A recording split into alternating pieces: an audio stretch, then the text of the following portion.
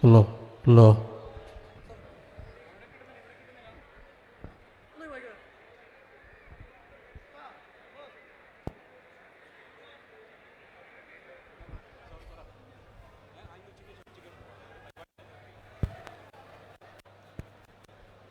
Hello. Hello, hello. Hello? Hello? Okay. Hello? Yeah. Hello? Yes. ഈ മീഡിയാസിൻ്റെ ബാക്കിൽ ഇരിക്കുന്നവർ അവരെ ബുദ്ധിമുട്ടിപ്പിക്കരുത്. ഈ പരിപാടി എല്ലാ ജനങ്ങളും അത് കാണേണ്ടതായിട്ടുണ്ട്. അവരിലൂടെയാണ് രാഹുൽജിയുടെ ഈ പ്രചരണ പരിപാടി ജനഹൃദയങ്ങളിലേക്ക് എത്തുന്നത്. അതുകൊണ്ട് പ്രിയ സഹപ്രവർത്തകർ അവരെ പ്രയാസപ്പെടുത്തരുത് എന്ന് വിനീതമായി അഭ്യർത്ഥിക്കുകയാണ്. അതോടൊപ്പം തന്നെ ഞാൻ ആദ്യം സൂചിപ്പിച്ചത് പ്രിയപ്പെട്ട പോലീസ് ഉദ്യോഗസ്ഥർക്ക് പ്രയാസമുണ്ടാക്കുന്ന രീതിയിൽ ഇവിടെ നിൽക്കുന്ന ആൾക്കാർ ഒന്ന് മാറി നിൽക്കണം. അവരോട് കൃത്യമായി നിർദ്ദേശം ലഭിച്ചിരിക്കുന്നവർ മാത്രം ഈ പരിസരത്ത് നിൽക്കാൻ പാടുള്ളൂ. ബാക്കിയുള്ളതൊക്കെ പോലീസിൻ്റെ നിർദ്ദേശാനുസരണമാണ് കാര്യങ്ങൾ മുന്നോട്ട് പോകുന്നത്. അവരുമായി പ്രത്യേകം സഹകരിക്കണമെന്ന് വിനീതമായി അഭ്യർത്ഥിക്കുകയാണ്.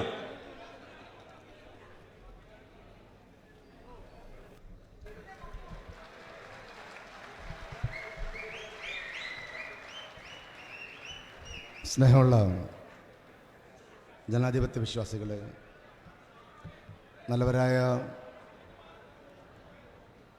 നാട്ടുകാരെ, പ്രിയപ്പെട്ട UDFൻ്റെ സഹോദരന്മാരെ, സഹോദരിമാരെ, നേതാക്കന്മാരെ,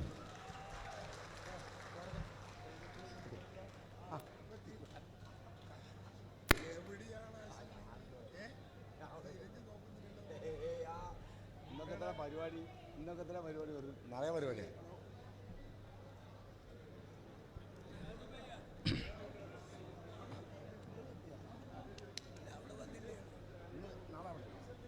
നാളെ ഫുള്ള് പറയും.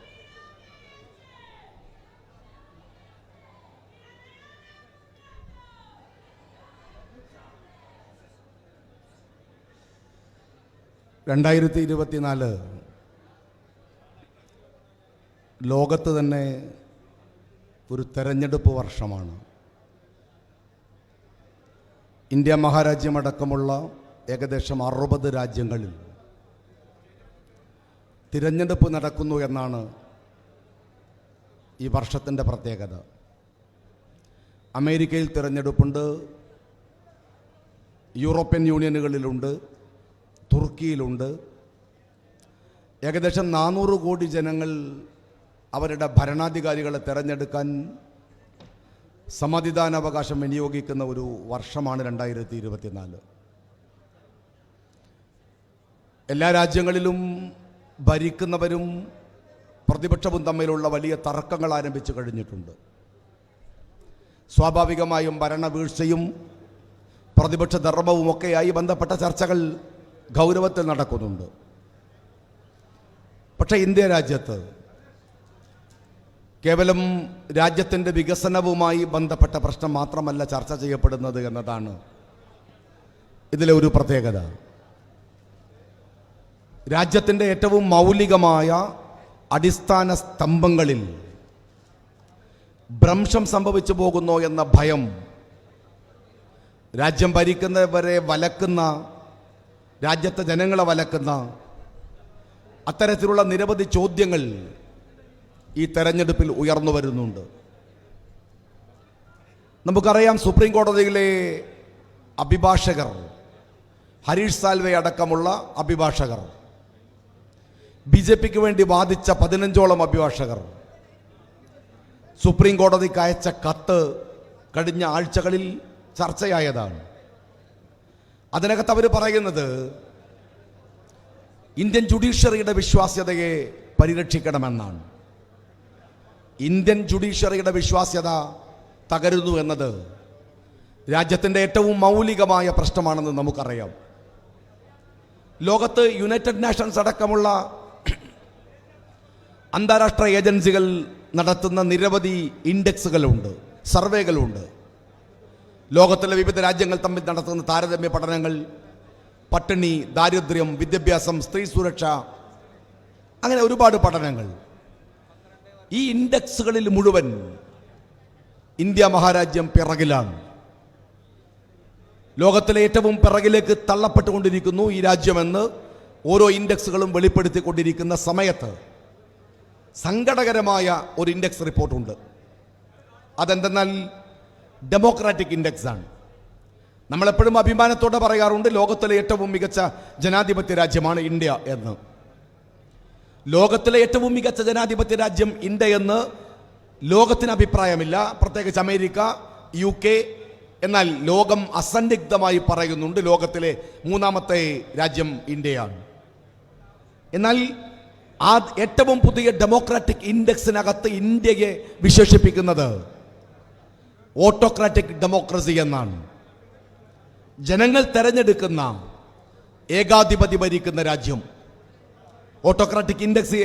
ഓട്ടോക്രാറ്റിക് ഡെമോക്രസിയാണ് ഇന്ത്യയിൽ എന്ന് പറയുന്നത് ഒരുപക്ഷെ ഇന്ത്യയെ സംബന്ധിച്ചിടത്തോളം ഏറ്റവും അപമാനകരമായിട്ടുള്ള ഒന്നാണെന്ന് രാജ്യത്തിൻ്റെ മൗലികതയെ, അതിൻ്റെ അടിസ്ഥാന പ്രശ്നങ്ങളെ മനസ്സിലാക്കുന്നവർക്ക് മനസ്സിലാവും. നമുക്കറിയാം ഒരുപാട് വിഷയങ്ങളിൽ ഇപ്പോൾ വേൾഡ് ഹങ്കർ ഇൻഡെക്സ്, പട്ടിണിയെക്കുറിച്ചുള്ള ലോകത്തിൻ്റെ സർവേ, ഇന്ത്യ അതിൽ 111ാമത്തെ രാജ്യമാണ്. ഇന്ത്യയോട് തൊട്ടുകിടക്കുന്നത് അഫ്ഗാനിസ്ഥാൻ.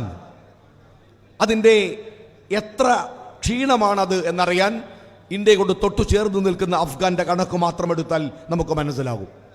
പക്ഷെ അപ്പോഴും രാജ്യം ഭരിക്കുന്ന മോദി പറയുന്നത് അതിൽ കാര്യമില്ലെന്നാണ്. ലോകത്തിലെ ഏറ്റവും വലിയ കോടീശ്വര നഗരം ബോംബെയാണ് എന്നാണ് മോദിയുടെ ഉത്തരം. അത് സത്യമാണ്. ലോകത്തിലെ ഏറ്റവും വലിയ കോടീശ്വര നഗരം ബീജിംഗ് ആയിരുന്നു കഴിഞ്ഞ വർഷം വരെ. എന്നാൽ ഈ തവണ ലോകത്തിലെ മില്യണേഴ്സ് സിറ്റി എന്ന് പറയുന്നത് ബോംബെയാണ്. അദാനി എവിടെയാണ് താമസിക്കുന്നത്, അംബാനി എവിടെയാണ് താമസിക്കുന്നത്? ഞാൻ ചെറുപ്പക്കാരോട് പറയട്ടെ, നിങ്ങൾ ഈ ധനാഢ്യന്മാരെ കുറിച്ചുള്ള ഒരു ലോക പഠനം എടുത്ത് പരിശോധിച്ചു നോക്ക്. എല്ലാ കോടീശ്വരന്മാരും, ലോകത്തിലെ ഏറ്റവും വലിയ കോടീശ്വരൻ ഇലോൺ മസ്ക് ആണ്. ഇലോൺ മസ്ക് എന്ന് നിങ്ങൾ ChatGPT-യിൽ അടിച്ചാൽ, അതല്ലെങ്കിൽ ഗൂഗിളിൽ അടിച്ചാൽ ആദ്യം വരുന്നത് ടെസ്ല കാറാണ്. ലോകത്തിലെ മോട്ടോർ പ്രേമികളുടെ ഏറ്റവും പുതിയ കാറാണ് Tesla. Tesla car Elon Musk വികസിപ്പിച്ചെടുത്തതാണ്. അദ്ദേഹത്തിൻ്റെ സ്പേസ് എക്സ് എന്ന് പറയുന്ന കമ്പനിയുണ്ട്. എലോൺ മസ്ക് ധനാഢ്യനായതിൻ്റെ ഉത്തരം അവിടെയുണ്ട്. നിങ്ങൾ ബിൽഗേറ്റ്സിനെ എടുക്കുക. ബിൽഗേറ്റ്സ് എന്ന് ഗൂഗിളിൽ സെർച്ച് ചെയ്താൽ ഉടനെ വരും മൈക്രോസോഫ്റ്റിൻ്റെ ഉടമയാണ് ബിൽഗേറ്റ്സ്. നിങ്ങൾ ഷെഫ് ബേസ് എന്നടിക്കുക, അപ്പോൾ ഉടനെ വരും ആമസോൺ. ലൂയി വിറ്റന്റെ മുതലാളിയുണ്ട്. ലോകത്തിലെ എല്ലാ മുതലാളിമാരും അവരുടെ പ്രോഡക്റ്റുകൾ ലോകത്തിൽ വിറ്റാണ് അവർ ധനാഢ്യരായത്. അദാനി എന്താണ് കണ്ടുപിടിച്ചത്? അദാനി എന്താ കണ്ടുപിടിച്ചത്? ഒരു മൊട്ടുസൂചി അദാനി കണ്ടുപിടിച്ചിട്ടുണ്ടോ? അംബാനി കണ്ടുപിടിച്ചിട്ടുണ്ടോ? അദാനിയും അംബാനിയും ചേർന്ന് കണ്ടുപിടിച്ചത് മോദിയെയാണ്. മോദിയെ കണ്ടുപിടിച്ചത് വഴി ഈ രാജ്യത്തിന്റെ എയർപോർട്ടുകൾ, ഈ രാജ്യത്തിന്റെ സീപോർട്ടുകൾ, ഈ രാജ്യത്തിന്റെ കോർപ്പറേഷനുകൾ അവരെഴുതി വാങ്ങി. ഈ രാജ്യത്തിലെ ജനങ്ങളെ ലൂട്ട് ചെയ്താണ് ഇന്ത്യയിലെ പണക്കാരായി മാറിയത്. ഈ രാജ്യത്തിലെ ജനങ്ങളെ കൊള്ളയടിച്ചാണ്. അതാണ് അടിസ്ഥാനപരമായ പ്രശ്നം എന്ന് പറയുന്നത്. ഇന്ത്യയിലെ ധനാഢ്യരുടെ അവസ്ഥയതാണ്. ഇനി മറ്റൊന്ന് നിങ്ങൾ പരിശോധിച്ച് നോക്ക്. ഒരു രാജ്യം എന്ന് പറയുമ്പോൾ രാജ്യത്തിലെ കുറേ മൗലികമായ പ്രശ്നങ്ങളുണ്ട്. ഇപ്പോൾ നിങ്ങളിതാ ഇവിടെ നമ്മളെല്ലാവരും ഒരുമിച്ച് നിൽക്കുകയാണ്. രാഹുൽ ഗാന്ധി ഇവിടെ വരികയാണ്. നമ്മളുടെ പ്രഗത്ഭരായ സ്ഥാനാർത്ഥികൾക്ക് വേണ്ടി വോട്ട് ചോദിക്കാൻ വരികയാണ്. നമ്മൾ ഈ പാർലമെന്റ് തെരഞ്ഞെടുപ്പിൽ മത്സരിക്കാൻ പോവുകയാണ്. അതാണ് നമ്മളെ ഒന്നിപ്പിക്കുന്ന ഘടകം. നമ്മൾ ഈ നാട്ടിലൊരു പാലം വന്നാൽ, റോഡ് വന്നാൽ, സ്കൂൾ വന്നാൽ നമ്മളെല്ലാവരും ഒരുമിച്ച് നിൽക്കും. കാര്യമെന്ത്? ഈ നാട്ടിൻ്റെ അടിസ്ഥാനപരമായ പ്രശ്നങ്ങൾ പരിഹരിക്കാനുള്ള കൂടിച്ചേരലാണ്. അതിനപ്പുറത്ത് നിങ്ങളും ഞാനും തമ്മിലൊക്കെ ഒരുപാട് വ്യത്യാസമുണ്ട്. എന്താ വ്യത്യാസം? ഞാനൊരു രാഷ്ട്രീയ പാർട്ടിക്കാരനാണ്, മുസ്ലിം ലീഗുകാരനാണ്. എൻ്റെ പിറകിൽ കുറെ കോൺഗ്രസ്സുകാരുണ്ട്, ലീഗുകാരുണ്ട്. ഇവിടെ ഇരിക്കുന്നവരിൽ മുസ്ലിങ്ങളുണ്ട്, ക്രിസ്ത്യാനികളുണ്ട്, ഹിന്ദുക്കളുണ്ട്, പല വിഭാഗം ആളുകളുണ്ട്. നമ്മൾക്ക് തന്നെ നമ്മളുടെ സ്വകാര്യമായ വികാര വിചാരങ്ങളും ധാരണകളുമുണ്ട്. അതിനെ ഉദ്ദീപിപ്പിക്കുക, അതിനുവേണ്ടി നമ്മൾക്കിടയിൽ അകൽച്ചകൾ ഉണ്ടാക്കുക, ഈ കൂടിച്ചേർന്നിരിക്കുന്ന മെയിൻ കോസിനെ മതത്തിൻ്റെയോ ജാതിയുടെയോ പേരിൽ മറപ്പിക്കുക. രാജ്യം ഭരിക്കുന്നവർ ചെയ്തുകൊണ്ടിരിക്കുന്ന അപകടകരമായ ധ്രുവീകരണത്തിന്റെ വഴി അതാണ്. എത്രമേൽ അപകടകരമാണത് എന്ന് ഈ നാട്ടിന്റെ രാഷ്ട്രീയാവസ്ഥയെ പരിശോധിക്കുന്നവർക്ക് മനസ്സിലാവും. ഞാൻ ചോദിക്കുന്നത്, ഈ നാട്ടില് മോദി പറയുന്ന ഒരു കാര്യം, ഞങ്ങൾ ഹിന്ദുക്കൾക്ക് വേണ്ടിയാണ് ഭരിക്കുന്നത് എന്നാണ്. ഹിന്ദുക്കൾക്ക് വേണ്ടിയല്ലേ ഇന്ത്യ ഭരിക്കുന്ന ആരും ഭരിക്കേണ്ടത്? ഇവിടെ കോൺഗ്രസ് ഭരിച്ചാൽ, BJP ഭരിച്ചാൽ, കമ്മ്യൂണിസ്റ്റുകൾ ഭരിച്ചാൽ, ലീഗ് ഭരിച്ചാൽ എന്താ കാര്യം? ഈ രാജ്യത്തിന്റെ 80% ഹിന്ദുക്കളാണ്. ആ 80% പ്രശ്നങ്ങൾ അവഗണിക്കാൻ കഴിയുമോ ആർക്കെങ്കിലും? അവഗണിച്ചാൽ രാജ്യമുണ്ടാകുമോ? 80% പട്ടിണി, 80% വിശപ്പ്, 80% ജോലി, 80% ജീവിത നിലവാരം, അതല്ലേ ഭരിക്കുന്നവൻ പരിഗണിക്കേണ്ടത്, അടിസ്ഥാനപരമായി പരിഗണിക്കേണ്ടത്? ഈ രാജ്യത്ത് എന്തു നന്മയുണ്ടായാലും ആ നന്മയുടെ ഗുണഭോക്താക്കൾ ഈ രാജ്യത്തിലെ 80% ഹിന്ദുക്കളാണ് ആദ്യം. ഈ രാജ്യത്ത് എന്ത് ദോഷമുണ്ടായാലും ആ ദോഷത്തിന്റെ അനുഭവിക്കേണ്ടി വരുന്നത് ഈ രാജ്യത്തിലെ 80% ഹിന്ദുക്കളാണ്. അത് കഴിഞ്ഞേ മുസ്ലിങ്ങളുള്ളൂ, അത് കഴിഞ്ഞേ ക്രിസ്ത്യാനിയുള്ളൂ. എങ്കിൽ ഈ രാജ്യം ഭരിച്ച മോദിയോട് ചോദിക്കട്ടെ, കഴിഞ്ഞ 10 വർഷക്കാലം നിങ്ങൾ വില കയറ്റിയപ്പോൾ ഏറ്റവും കൂടുതൽ ആ വില കൊടുക്കേണ്ടി വന്നത് ആരാണ്? ഇവിടുത്തെ ഹിന്ദുക്കളാണ്. നിങ്ങൾ ഡീസലിന് വില കയറ്റിയപ്പോ, പെട്രോളിന് വില കയറ്റിയപ്പോ, നിങ്ങൾ ഗ്യാസിന് വില കയറ്റിയപ്പോ അത് ഏറ്റവും കൂടുതൽ കൊടുക്കേണ്ടി വന്നത് ആരാണ്? അതിന്റെ ഇരകൾ ആരാണ്? ഈ രാജ്യത്തിലെ ഹിന്ദുക്കളാണ്. രാജ്യത്തിലെ ജനങ്ങൾക്ക് വേണ്ടി നിങ്ങൾ എന്തു ചെയ്തു എന്ന ചോദ്യത്തിന് വൈകാരികമായ മറുപടികൾ കൊണ്ടല്ല ഉത്തരം നൽകേണ്ടത്. ഈ രാജ്യത്ത് 76% അഭ്യസ്തവിദ്യരായ ചെറുപ്പക്കാർ തൊഴിലില്ല എന്ന് പറയുമ്പോൾ അതിലെ 80% ഹിന്ദു സഹോദരന്മാരാണ് എന്നെന്തേ മനസ്സിലാക്കാത്തത്? എന്ന് വെച്ചാൽ നമുക്കിടയിലുള്ള വികാരങ്ങളെ തന്ത്രപരമായി വിനിയോഗിച്ച് വോട്ടാക്കുക. 80% വോട്ട് വേണം. അവന്റെ പട്ടിണി പ്രശ്നമല്ല, അവന്റെ ദാരിദ്ര്യം പ്രശ്നമല്ല, അവന്റെ പ്രയാസങ്ങൾ പ്രശ്നമല്ല, അവന്റെ ബുദ്ധിമുട്ടുകൾ പ്രശ്നമല്ല എന്ന് വരുത്തുക. ഒറ്റ ഉദാഹരണം ഞാൻ പറയാം, കുറെ പറയേണ്ട കാര്യമില്ല. ഒന്ന്, BJPയുടെ കേരളത്തിലെ നേതാവാരാണ്?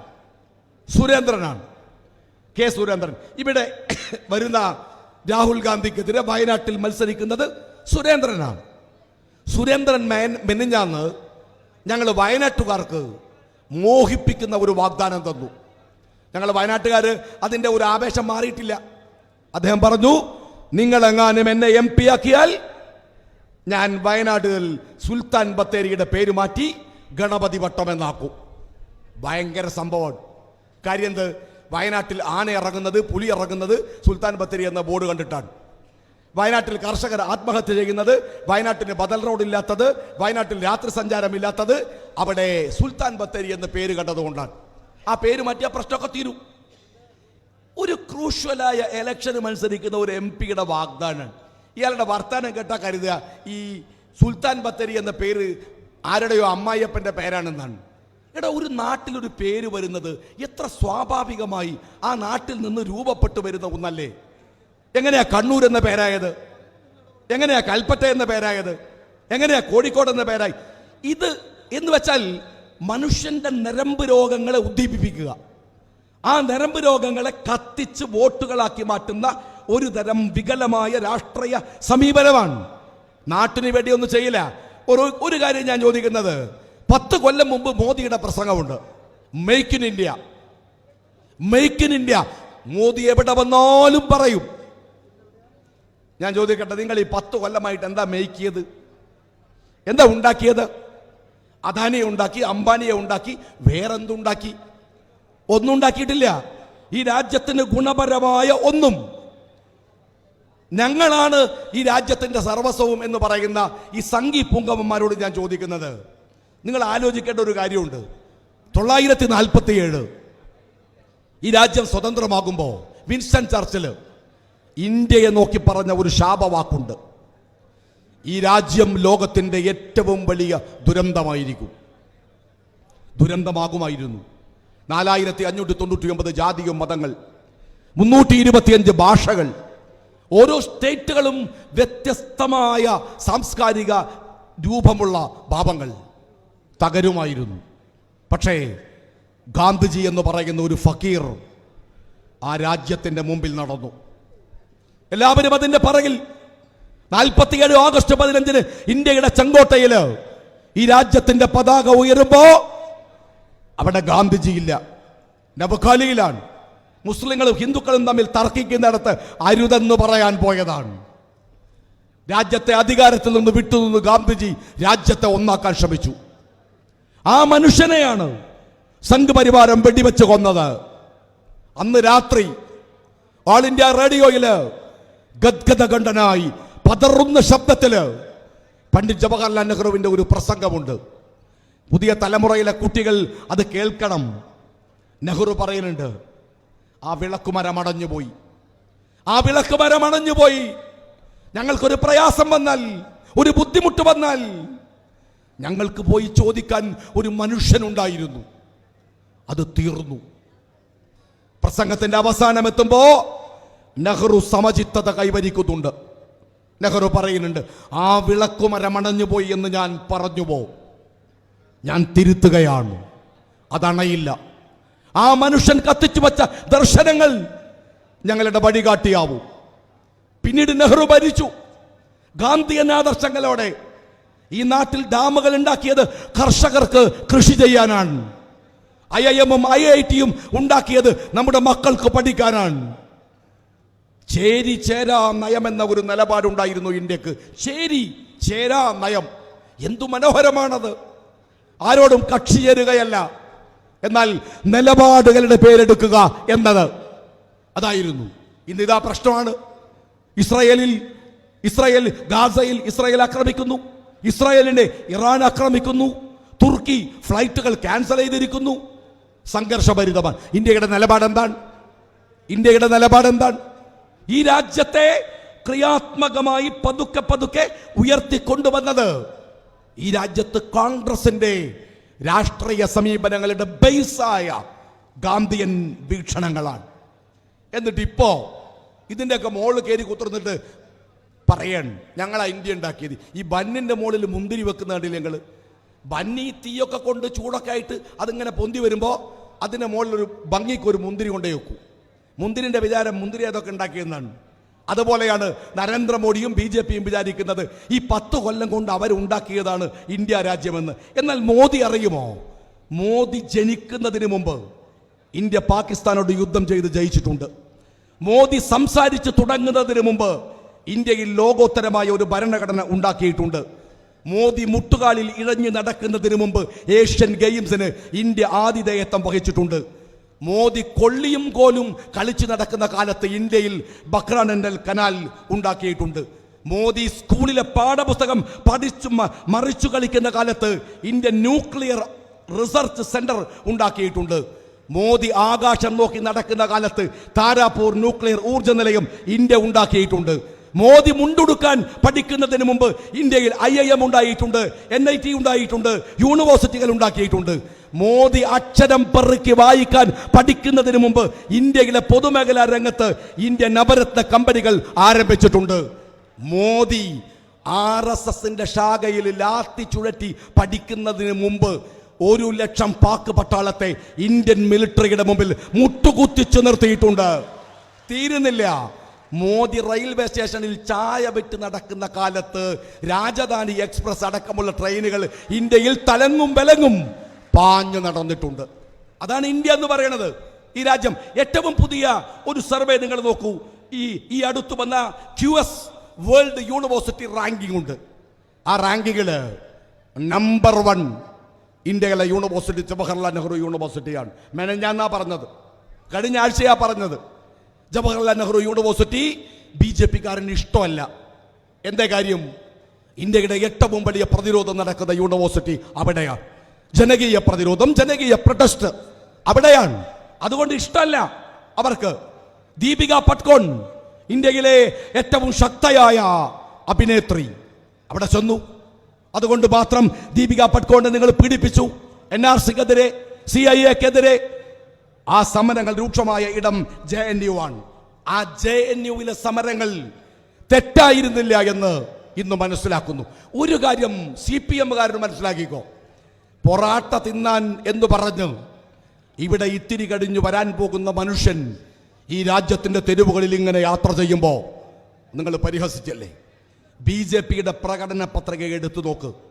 അതിനകത്ത് NRC എന്ന പേരെഴുതി വെക്കാൻ BJP-ക്ക് ധൈര്യമില്ലായിരുന്നെങ്കിൽ അതിനൊരൊറ്റ മനുഷ്യനാണ് കാരണം. അത് രാഹുൽ ഗാന്ധി എന്ന് പറയുന്ന ഇന്ത്യയുടെ രാഷ്ട്രീയ സമരനായകനാണ്. സമരങ്ങൾക്ക് പ്രതിഫലനമുണ്ട്. എന്താ BJP CPM ഇപ്പോഴും പറയണ ഞങ്ങള് CAA-യുടെ വിഷയത്തിൽ രാഹുൽ ഗാന്ധിയുടെ നിലപാട് എന്താണ്?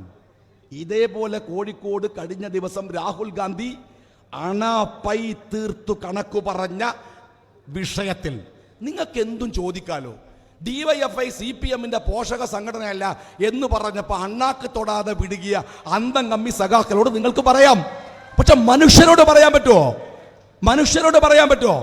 ഒരു മനുഷ്യന്റെ രാഷ്ട്രീയ സമീപനം നിരന്തരമായി ജീവിതം കൊണ്ട് പ്രൂവ് ചെയ്ത ഒരാളോട് നിങ്ങൾക്ക് പറയാൻ കഴിയില്ലല്ലോ.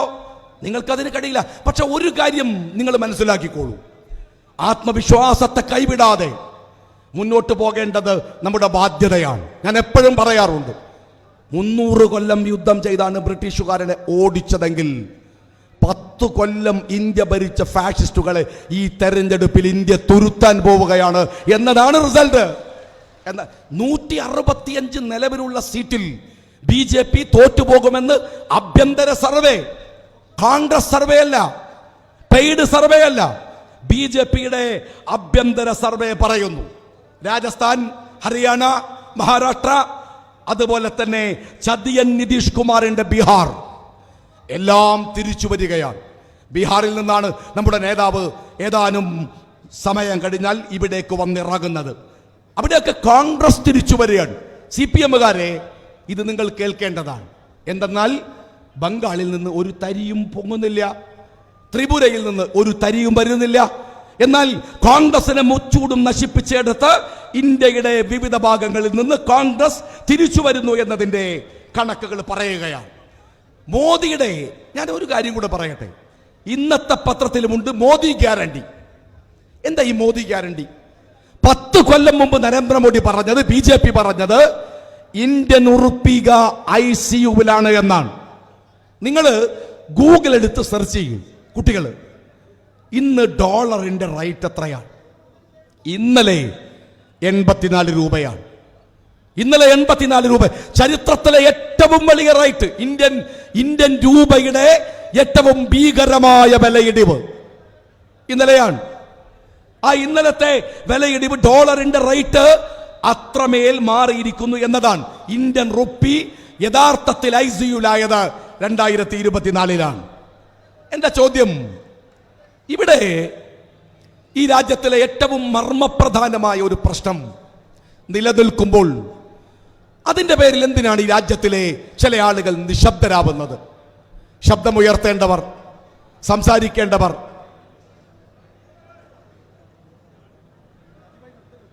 എന്താ പ്രശ്നം? ഒരു പ്രശ്നവുമില്ല. ഒരു 3/4 മണിക്കൂർ കഴിഞ്ഞിട്ട് അവിടെ എത്തുള്ളൂ. വന്നാ അതാ വരുന്നു. അത് ട്രയലാണെന്നാ പറയുന്നത്. ആണോ? അല്ലല്ലോ. ആയിക്കോട്ടെ കേട്ടോ. വരുന്ന കുട്ടി ആളുകൾ കണ്ടോട്ടെ, പ്രസംഗിക്കാം.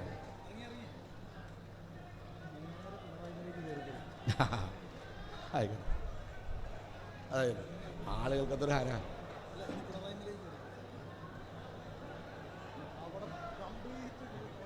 അപ്പം എനിക്ക് മിസ്റ്റേക്കാണ് കേട്ടോ. അവിടെ ഇറങ്ങി വണ്ടിയിൽ ഇങ്ങോട്ട് വരണേ. അത് കാർ കയറി വരണം.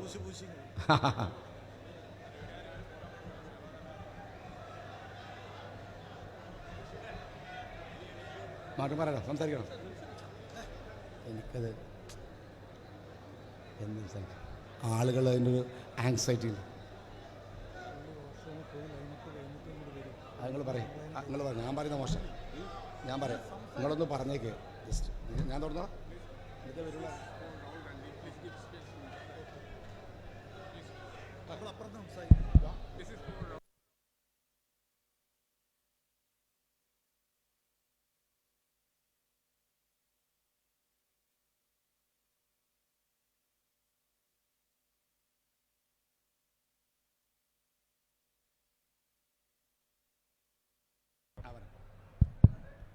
പ്രിയമുള്ള സഹപ്രവർത്തകരെ, നമ്മളൊക്കെ ആകാംക്ഷയോടുകൂടി കാത്തിരിക്കുന്ന മതേതര ഇന്ത്യയുടെ കാവൽക്കാരൻ ഏതാനും നിമിഷങ്ങൾ കൊണ്ട് ഇവിടെ എത്തിച്ചേരുകയാണ്.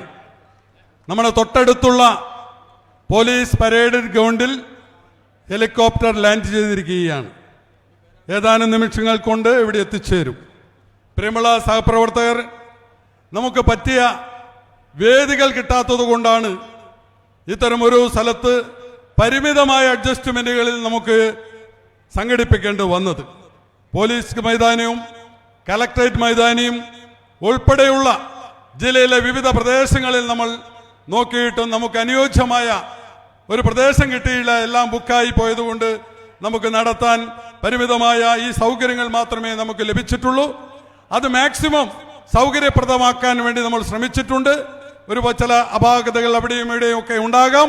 പ്രിയപ്പെട്ട സഹപ്രവർത്തകർ, അതെല്ലാം ക്ഷമാപൂർവം ക്ഷമിക്കണമെന്ന് വിനീതമായി അഭ്യർത്ഥിക്കുകയാണ്.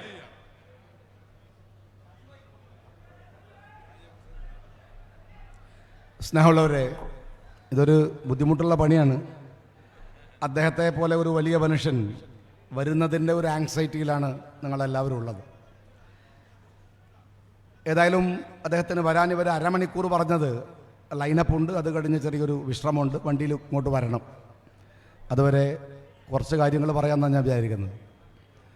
നിങ്ങൾ ശ്രദ്ധിക്കുമെങ്കിൽ ഞാൻ പറഞ്ഞു വന്നത്, ഈ രാജ്യത്ത് നമ്മുടെ നാടിനെ ബാധിക്കുന്ന ഏറ്റവും മൗലികമായ പ്രശ്നങ്ങളെ വൈകാരികതകൾ കൊണ്ട് മറച്ചു പിടിക്കാൻ ശ്രമിക്കുന്നവർക്കെതിരെ ജാഗ്രത പാലിക്കേണ്ടത് നമ്മളാണ്. ആ ബോധമുണ്ടാകേണ്ടത് നമുക്കാണ്.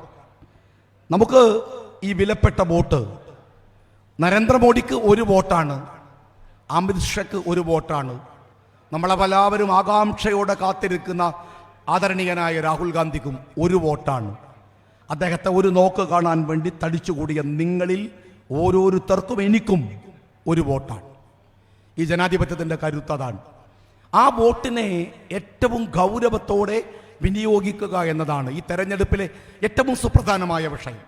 അതിനുള്ള ജാഗ്രത നിങ്ങൾ പാലിക്കണമെന്നാണ്. എന്തുകൊണ്ടാണ് രാജ്യം ഇത്രമേൽ അപകടകരമായി നിൽക്കുന്ന ഒരു വിഷയത്തിൽ പലരും നിശബ്ദരാവുന്നത്?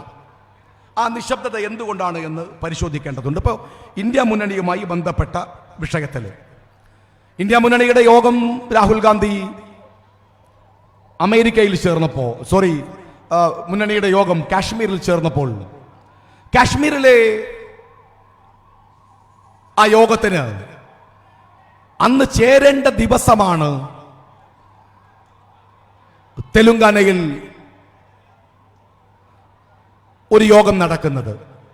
കേരളത്തിന്റെ മുഖ്യമന്ത്രി പിണറായി വിജയൻ TSRന്റെ കൂടെ, അതുപോലെ തന്നെ ഇന്ന് മാറിയ ആം ആദ്മി പാർട്ടിയുടെ കൂടെ അന്നവിടെ യോഗം ചേർന്നു. ആ യോഗത്തില് ഇന്ത്യ മുന്നണിയെയും BJPയെയും എങ്ങനെ തോൽപ്പിക്കണം എന്നാണ് പറയാൻ ശ്രമിച്ചത്. TSR തോറ്റുപോയി, പിണറായി മാത്രം ബാക്കിയായി. അതുപോലെ തന്നെ ആം ആദ്മി പാർട്ടി ഇന്ത്യ മുന്നണിയിലേക്ക് മാറുകയും ചെയ്തു. അതിനുശേഷമാണ് മഹാരാഷ്ട്രയിലെ യോഗം നടക്കുന്നത്, ബോംബെയിൽ. എന്തേ മുഖ്യമന്ത്രി ആ യോഗത്തിൽ പങ്കെടുത്തില്ല, CPM പങ്കെടുത്തില്ല എന്ന ചോദ്യത്തിന് ഉത്തരം വ്യക്തമാണ്. സീതാറാം യെച്ചൂരിക്ക് ആ യോഗത്തിൽ പങ്കെടുക്കണമെന്ന് ആഗ്രഹമുണ്ടായിരുന്നു. പക്ഷേ നിവൃത്തിയില്ല. യെച്ചൂരിക്ക് AKG സെന്ററിൽ ചായക്കുള്ള പൈസ കൊടുക്കണമെങ്കിൽ കേരളത്തിൽ നിന്ന് വരണം. ബംഗാളിൽ നിന്ന് വരാനില്ല, ത്രിപുരയിൽ നിന്ന് വരാനില്ല, വേറെ സ്റ്റേറ്റിൽ നിന്ന് വരാനില്ല. വരേണ്ടത് കേരളത്തിൽ നിന്നാണ്. പാർട്ടി സെക്രട്ടറി സീതാറാം യെച്ചൂരി ആണെങ്കിലും പാർട്ടിയുടെ മുതലാളി പിണറായി വിജയൻ ആയതുകൊണ്ട് പങ്കെടുക്കാൻ പറ്റില്ല. അതുകൊണ്ട് ബോംബെയിലെ യോഗത്തിൽ CPM പങ്കെടുത്തില്ല. ഇനി ഞാൻ ചോദിക്കുന്നത്, ബോംബെയിലെ യോഗത്തിൽ മാത്രമല്ല, ഇന്ത്യ മുന്നണി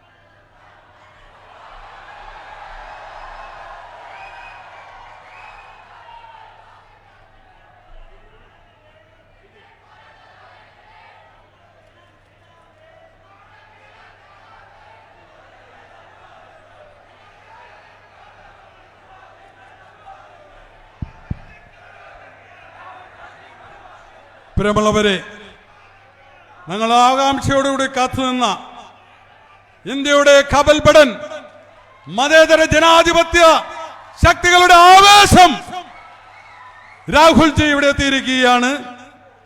നമ്മുടെ ചടങ്ങുകൾ ആരംഭിക്കുന്നു.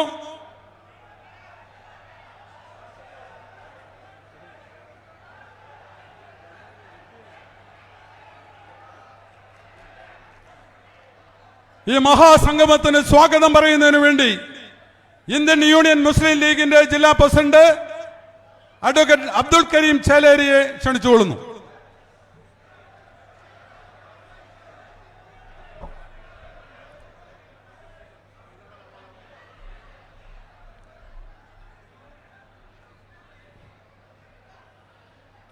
Respectable our leader Shri Rahul ji and other dignitaries of the dais, ladies and gentlemen. First of all, I heartily welcome our respectful leader Rahul Gandhi ji to the city of these looms and laws. Rahul Gandhi is just not a leader and not a leader of India's main political opposition party, but a member of its most famous political dynasty. I once again welcome the leader to attend this Mamad Lari, which is conducted by UDF Kannur District Committee. സ്നേഹാദരണീയരായ നേതാക്കൾ, അഭിവന്ദനായ രാഹുൽ ഗാന്ധിജി, കേരളത്തിൻ്റെ പ്രഗത്ഭനായ പ്രതിപക്ഷ നേതാവ് ശ്രീ വി ഡി സതീശൻ ജി, KPCCയുടെ ആദരണീയനായ പ്രസിഡന്റും നമ്മുടെ പാർലമെന്റ് നിയോജക മണ്ഡലം സ്ഥാനാർത്ഥിയുമായ ശ്രീ കെ സുധാകരൻ അവർകൾ, കേരളത്തിൻ്റെ മുൻ പ്രതിപക്ഷ നേതാവ് ശ്രീ രമേശ് ചെന്നിത്തല, മുസ്ലിം ലീഗിൻ്റെ സംസ്ഥാന വൈസ് പ്രസിഡന്റ് അബ്ദുറഹ്മാൻ കല്ലായി, സെക്രട്ടറി മുൻ MLA KM ഷാജി, ആദരണീയനായ DCC president Shri Martin George, Kasaragod parliament നിയോജക മണ്ഡലത്തിലെ നമ്മുടെ സ്ഥാനാർത്ഥി നമുക്കൊക്കെ പ്രിയങ്കരനായ Shri Rajmohan Unnithan, advocate Sunny Joseph MLA, advocate Sajeev Joseph MLA തുടങ്ങി വേദിയിലെ സമാദരണീയരായ നേതാക്കളെ, വ്യക്തിത്വങ്ങളെ, ലോക്സഭാ തെരഞ്ഞെടുപ്പിൽ കണ്ണൂർ, കാസർഗോഡ്, വടകര ഈ 3 പാർലമെന്റ് മണ്ഡലങ്ങളിൽ നിന്ന് മത്സരിക്കുന്ന നമ്മുടെ പ്രിയങ്കരായിട്ടുള്ള സ്ഥാനാർത്ഥികൾ ശ്രീ കെ സുധാകരൻ അവർകൾ, ശ്രീ രാജ്മോഹൻ ഉണ്ണിത്താൻ, ശ്രീ ഷാഫി പറമ്പിൽ എന്നീ സ്ഥാനാർത്ഥികൾക്ക് വോട്ട് അഭ്യർത്ഥിച്ചുകൊണ്ട് നമ്മൾ അഭിസംബോധന ചെയ്യുന്നതിന് വേണ്ടിയാണ് നമ്മുടെ അഭിവന്ദനായിട്ടുള്ള പ്രിയങ്കരനായിട്ടുള്ള രാഹുൽജി ഈ കണ്ണൂർ പട്ടണത്തിൽ എത്തിച്ചേർന്നിട്ടുള്ളത്. ഈ പൗരാവലിക്ക് വേണ്ടി ഞാൻ ആദ്യമായി അദ്ദേഹത്തെയും മറ്റ് നേതാക്കളെയും ഹൃദ്യമായി സ്വാഗതം ചെയ്യുകയാണ്.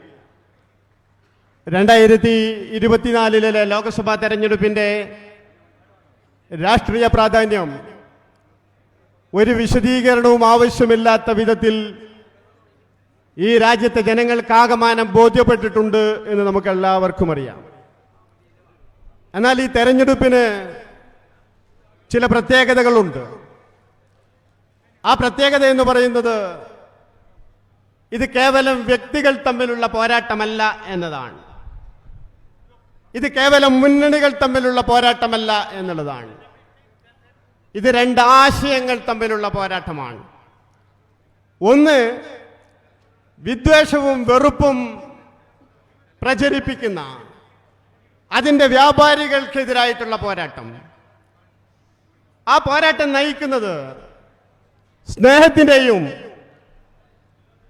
ചേർത്തുപിടിക്കലിൻ്റെയും പ്രതീകമായി നമ്മുടെ മനസ്സുകളിൽ ഇടം നേടിയിട്ടുള്ള രാഹുൽജിയാണ് എന്നതാണ് അതിൻ്റെ പ്രത്യേകത. മുന്നണികൾ ഈ ആശയങ്ങളെയാണ് പ്രതിനിധീകരിക്കുന്നത്. കഴിഞ്ഞ 10 കൊല്ലക്കാലമായി ഇന്ത്യയുടെ സനാതന ധാർമ്മിക മൂല്യങ്ങളെ തകർക്കുന്ന, ഇന്ത്യയുടെ മതേതര ജനാധിപത്യ മൂല്യങ്ങളെ തകർക്കുന്ന നരേന്ദ്രമോദിക്കെതിരായിട്ടുള്ള പോരാട്ടം, ആ പോരാട്ടത്തിൽ എല്ലാവരെയും ചേർത്ത് പിടിക്കുന്ന ഇന്ത്യ മുന്നണി നേതൃത്വം കൊടുക്കുന്നു. ആ മുന്നണിക്ക് നേതൃത്വം കൊടുക്കുന്നത് രാഹുൽ ഗാന്ധിജിയാണ്. മറുഭാഗത്ത് വിദ്വേഷവും വെറുപ്പും പ്രചരിപ്പിക്കുന്നത് നരേന്ദ്രമോദിയാണ്. ഇവർ രണ്ടും തമ്മിലുള്ള വ്യത്യാസം വളരെ പ്രകടമാണ്. ഒരാൾ നിരന്തരം ഞാനാണ് മോഡി എന്ന് പറഞ്ഞുകൊണ്ടിരിക്കുന്നു, മോഡി ഗ്യാരണ്ടിയെ കുറിച്ച് പറഞ്ഞുകൊണ്ടേയിരിക്കുന്നു. എന്നാൽ രാഹുൽജി ഒരിക്കൽ പോലും ഞാൻ ഇന്ത്യയുടെ പ്രധാനമന്ത്രിയാകണമെന്ന് ആഗ്രഹിക്കുന്നില്ല എന്ന് പറയുന്ന ഒരാളാണ്, അല്ലെങ്കിൽ പ്രധാനമന്ത്രിയാകണം എന്ന് പറയുന്ന ഒരാളല്ല എന്നുള്ള തിരിച്ചറിവാണ് നമ്മൾ ഈ ആശയ പോരാട്ടത്തിൽ പ്രകടമായി കാണേണ്ടത്. അതുകൊണ്ട് നമ്മെ സംബന്ധിച്ചിടത്തോളം ഈ ആശയത്തിന് വേണ്ടിയുള്ള ജനങ്ങളുടെ ഇടയിൽ സ്നേഹവും സാഹോദര്യവും സഹവർത്തിത്വവും സമന്വയിച്ചെടുക്കുന്ന ഒരു മുന്നണിക്ക് വേണ്ടിയുള്ള പോരാട്ടമാണ് ഈ രാജ്യത്ത് നടക്കുന്നത്. ആ പോരാട്ടത്തിന് രാഹുൽ ഗാന്ധിജി നേതൃത്വം കൊടുക്കുമ്പോൾ അദ്ദേഹത്തിന്റെ പ്രതിപുരുഷന്മാരായിട്ടാണ് കണ്ണൂരിൽ ആദരണീയനായ KPCC president Shri K Sudhakaran മത്സരിക്കുന്നത്, വടകരയിൽ അഭിവന്ദനായിട്ടുള്ള ഷാഫി പറമ്പിൽ മത്സരിക്കുന്നത്, കാസർഗോഡ് അഭിവന്ദനായിട്ടുള്ള രാജ്മോഹൻ ഉണ്ണിത്താൻ മത്സരിക്കുന്നത്. അവർക്ക് വോട്ട് ചോദിക്കുക എന്നുള്ള വലിയ ലക്ഷ്യവുമായിട്ടാണ് അദ്ദേഹം ഇവിടെ എത്തിച്ചേർന്നിട്ടുള്ളത്. അദ്ദേഹത്തെ ഒരിക്കൽ കൂടി നിങ്ങൾക്കെല്ലാവർക്കും വേണ്ടി, ഈ കണ്ണൂരിന്റെ പൗലാവരിക്ക് വേണ്ടി ഞാൻ ഹൃദ്യമായ സ്വാഗതം ആശംസിക്കുകയാണ്. ഈ പൊതുസമ്മേളനത്തിൽ അധ്യക്ഷത വഹിക്കുന്നത് കണ്ണൂർ DCCയുടെ പ്രസിഡന്റ് അഡ്വക്കേറ്റ് മാർട്ടിൻ ജോർജ് ആണ്. അദ്ദേഹത്തെ ഞാൻ ഹൃദ്യമായി സ്വാഗതം ചെയ്യുന്നു.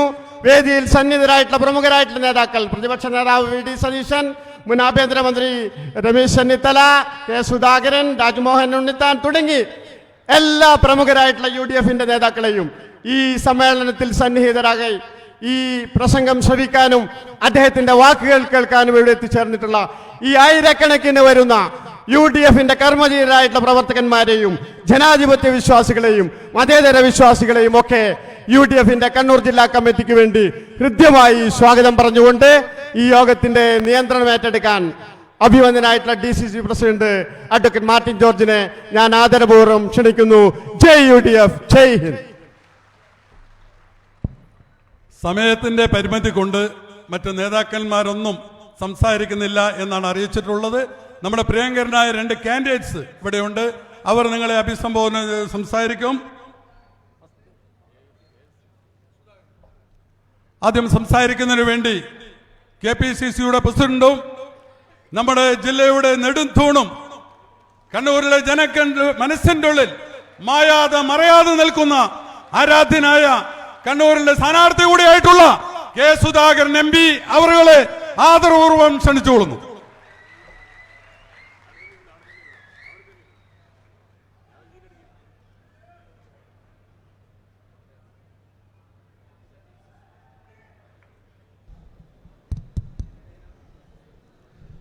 ഹലോ എൻ്റെ ഏറ്റവും പ്രിയപ്പെട്ട നേതാവ് ശ്രീ രാഹുൽജി, വേദിയിൽ ശ്രീ രമേശ് ചെന്നിത്തല, പ്രതിപക്ഷ നേതാവ് ശ്രീ VD സതീശൻ, പ്രതിപക്ഷ രാഷ്ട്രീയ നേതാക്കന്മാർ, എൻ്റെ സഹപ്രവർത്തകന്മാർ, പ്രിയമുള്ള എൻ്റെ സഹോദരന്മാരെ, സമയം വൈകിയതുകൊണ്ട് ഏറെ ആളുകൾ പ്രസംഗിക്കുന്നില്ല. ഞാനും ചെറിയൊരു പ്രസംഗം മാത്രം ചെയ്ത് എൻ്റെ പ്രസംഗവും അവസാനിപ്പിക്കും. രാഹുൽജിക്ക് മറ്റ് പരിപാടികളിലും പോകേണ്ടതാണ്. നമ്മൾ ഇന്ന് മുഖാമുഖം കാണുന്നത് ഒരു പുതിയ ചരിത്രത്തിന് തുടക്കം കുറിക്കുന്ന ഒരു സമ്മേളനത്തിലാണ് എന്ന് നിങ്ങൾക്ക് ഓർമ്മ വേണം. എന്താണ് ആ ചരിത്രം? ഇന്ത്യ രാജ്യം ദിവസങ്ങൾ, മണിക്കൂറുകൾ മാത്രമേ ഉള്ളൂ ഇനി പോളിംഗ് ബൂത്തിലേക്ക് പോകാൻ. പോളിംഗ് ബൂത്തിൽ പോയാൽ ഇവിടുത്തെ എം പിമാരെയും എം പിമാരുടെ ഭൂരിപക്ഷവും അതനുസരിച്ച് വരാൻ പോകുന്ന ഒരു സർക്കാരിൻ്റെ ചിത്രവും ഇന്ത്യൻ രാഷ്ട്രീയ മണ്ഡലത്തിൽ ഉയർന്നു വരും. ആരാണ് അടുത്ത ഭരണാധികാരി, ആര് ഭരിക്കണം ഈ നാട് എന്ന് ഇവിടുത്തെ ജനങ്ങൾ തീരുമാനിക്കാൻ പോകുന്നു. ആ തീരുമാനം ഐക്യ ജനാധിപത്യ മുന്നണിക്ക്, കോൺഗ്രസ് മുന്നണിക്ക് അനുകൂലമാകാനുള്ള പ്രവർത്തനവുമായി നമുക്ക് മുൻപോട്ട് പോകണം എന്നതാണ് എനിക്ക് നിങ്ങളോട് ആവശ്യപ്പെടാനുള്ളത്. നിങ്ങൾക്കറിയാം, നമ്മുടെ ഈ നാടെന്ന് പറയുന്നത് വൈരുദ്ധ്യങ്ങളുടെ നാടാണ്, വൈജാത്യത്തിൻ്റെ നാടാണ്, വ്യത്യസ്തതകളുടെ നാടാണ്.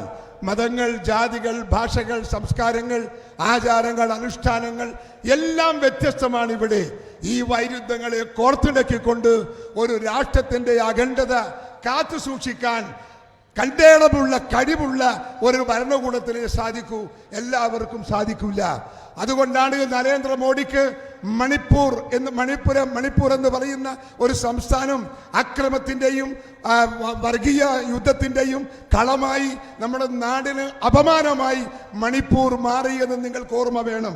അദ്ദേഹത്തിൻ്റെ കയ്യിൽ നമ്മുടെ ഒരു ഭേദഗതി ബില്ലുണ്ട്. ആ ഭേദഗതി ബില്ല് വർഗീയ ഫാസിസത്തിൻ്റെ കയ്യിലേക്ക് ഇന്ത്യയെ എത്തിക്കാനുള്ള ബില്ലാണ്. അത് പ്രയോഗിക്കാൻ അദ്ദേഹം തുടങ്ങിയാൽ ഈ നാടിൻ്റെ അകത്ത് അനൈക്യമുണ്ടാവും, ഈ നാടിൻ്റെ എല്ലാ സൗകര്യങ്ങളും പോകും, ഐക്യത്തോടെയുള്ള ജനങ്ങളുടെ കാഴ്ചപ്പാടുകളും വീക്ഷണങ്ങളും നമുക്ക് നഷ്ടപ്പെട്ടു പോകും, ഇവിടെ ജനാധിപത്യം നഷ്ടപ്പെടും എന്ന കാര്യത്തിൽ തർക്കം വേണ്ട. ഇവിടെ വരാൻ പോകുന്ന മുന്നണി കോൺഗ്രസിന്റെ നേതൃത്വത്തിൽ ഇന്ത്യൻ രാഷ്ട്രീയത്തിൽ ഉയർന്നു വരുന്ന ഇന്ത്യൻ യൂണിയനാണ്, ഇന്ത്യ മുന്നണിയാണ്. ആ മുന്നണിയുടെ തലപ്പത്ത് പ്രിയപ്പെട്ട ഇന്ത്യയിലെ ജനങ്ങളെ മുഴുവൻ സ്നേഹത്തിന്റെ നൂലിഴലിൽ ഒരുമിക്കാൻ, ബന്ധിപ്പിക്കാൻ, സാഹോദര്യത്തിൻ്റെയും സാഹോദര്യത്തിൻ്റെ ഐക്യത്തിൻ്റെ ഒരു സംസ്കാരം സൃഷ്ടിക്കാൻ ഇവിടെ ആഹ്വാനം ചെയ്യുന്ന രാഹുൽജിയുടെ കാഴ്ചപ്പാടിന് അനുസൃതമായി ഈ നാടിൻ്റെ ചലനാത്മകമായ ജീവൻ മാറ്റിയെടുക്കാൻ നമുക്ക് സാധിക്കണം എന്നതാണ് എനിക്ക് നിങ്ങളോട് ആവശ്യപ്പെടാനുള്ളത്. അത് ഇന്ത്യൻ നാഷണൽ കോൺഗ്രസിൻ്റെ നേതൃത്വത്തിൽ മാത്രമേ സാധിക്കൂ. ഇവിടെ മണിപ്പൂരിൽ എല്ലാ ആളുകളും എല്ലാവരെയും അവിടെ അടിച്ചൊതുക്കി ഒരു ശ്മശാന മൂകതയുണ്ടാക്കിയ സംസ്ഥാനത്ത് മറ്റൊരു നേതാവും പോയില്ല. പോയത് ഞങ്ങളുടെ പ്രിയപ്പെട്ട രാഹുൽജി മാത്രമാണ്. അവിടുത്തെ പാവപ്പെട്ടവരെ, കഷ്ടപ്പെട്ടവരെ, കൊല്ലപ്പെട്ടവരെ, നഷ്ടപ്പെട്ടവരെ ഒക്കെ ആശ്വസിപ്പിക്കാൻ പോയ ഏക നേതാവ് രാഹുൽജിയാണ്. സ്നേഹത്തിന്റെ നൂലിടകളിൽ മനുഷ്യ മനസ്സുകളെ കൂട്ടിയിണക്കാൻ ഇന്ത്യയിലെ ജനകോടികളോട് ആഹ്വാനം ചെയ്ത ഒരു നേതാവേ ഉള്ളൂ, അത് രാഹുൽജിയാണ്. ഇന്ത്യ ഭരിക്കണമെന്ന് അദ്ദേഹം ആവശ്യപ്പെട്ടില്ല. 5, 8, 10,000 കിലോമീറ്റർ നടന്നപ്പോഴും അദ്ദേഹം പറഞ്ഞില്ല എന്നെ പ്രധാനമന്ത്രിയാക്കണം, കോൺഗ്രസിനെ ജയിപ്പിക്കണമെന്ന് പറഞ്ഞില്ല. അദ്ദേഹം മനുഷ്യരായി കാണാനാണ് ആവശ്യപ്പെട്ടത്. സ്നേഹത്തിന്റെ, സൗഹൃദത്തിന്റെ നൂനരകളിൽ ഈ സമൂഹത്തെ ബന്ധിക്കാനാണ് അദ്ദേഹം ആവശ്യപ്പെട്ടത്. നാടിന്റെ അഖണ്ഡതയെ കുറിച്ച് ഊണിലും ഉറക്കത്തിലും ചിന്തിക്കുന്ന ഒരേ ഒരു ദേശീയ നേതാവേ ഉള്ളൂ, അത് രാഹുൽജിയാണ്. ആ രാഹുൽജിയുടെ കൈകളിൽ ഇന്ത്യ രാജ്യത്തെ ഏൽപ്പിക്കുക എന്നതാണ് എന്റെയും നിങ്ങളുടെയും ഉത്തരവാദിത്വം. ആ ഉത്തരവാദിത്വത്തിന് വേണ്ടി ഏത് പോർക്കളത്തിലും നമ്മുടെ സ്വന്തം ജീവൻ കളയാൻ ഞങ്ങൾ തയ്യാറാണ് എന്ന് രാഹുൽജിയെ ഈ സന്ദർഭം ഞങ്ങൾ അറിയിക്കുകയാണ്. We will fight for you. We will catch this India. Democratic ഇന്ത്യയായി ഇന്ത്യ തിരിച്ചെടുക്കും. ജനാധിപത്യ മതേതര രാഷ്ട്രമായി ഇന്ത്യ ഞങ്ങൾ തിരിച്ചെടുക്കും. ആ തിരിച്ചെടുക്കുന്ന ഭാരതത്തിന്റെ മുകളിൽ നമ്മൾ പ്രതിഷ്ഠിക്കാൻ പോകുന്നത് പ്രിയങ്കരനായ രാഹുൽജിയാണ് എന്ന് ഞാൻ നിങ്ങളുടെ മുമ്പിൽ പ്രഖ്യാപിക്കുന്നു. ആ പ്രഖ്യാപനം യാഥാർത്ഥ്യത്തിലേക്ക് എത്തിക്കാൻ ഒറ്റക്കെട്ടായി, ഒരു ശബ്ദമായി, ഒരു മെയ്യായി നമുക്ക് മുന്നോട്ട് പോകാം എന്ന് മാത്രം ആഹ്വാനം ചെയ്തുകൊണ്ട് രാഹുൽജിയുടെ ഈ വരവിനെ നെഞ്ചകത്ത് കയറ്റി ഞാൻ അദ്ദേഹത്തെ അനുമോദിച്ചുകൊണ്ട് എൻ്റെ വാക്കുകൾ ഉപസംഹരിക്കുന്നു. നിങ്ങൾക്ക് നമസ്കാരം. ജയ് Hind.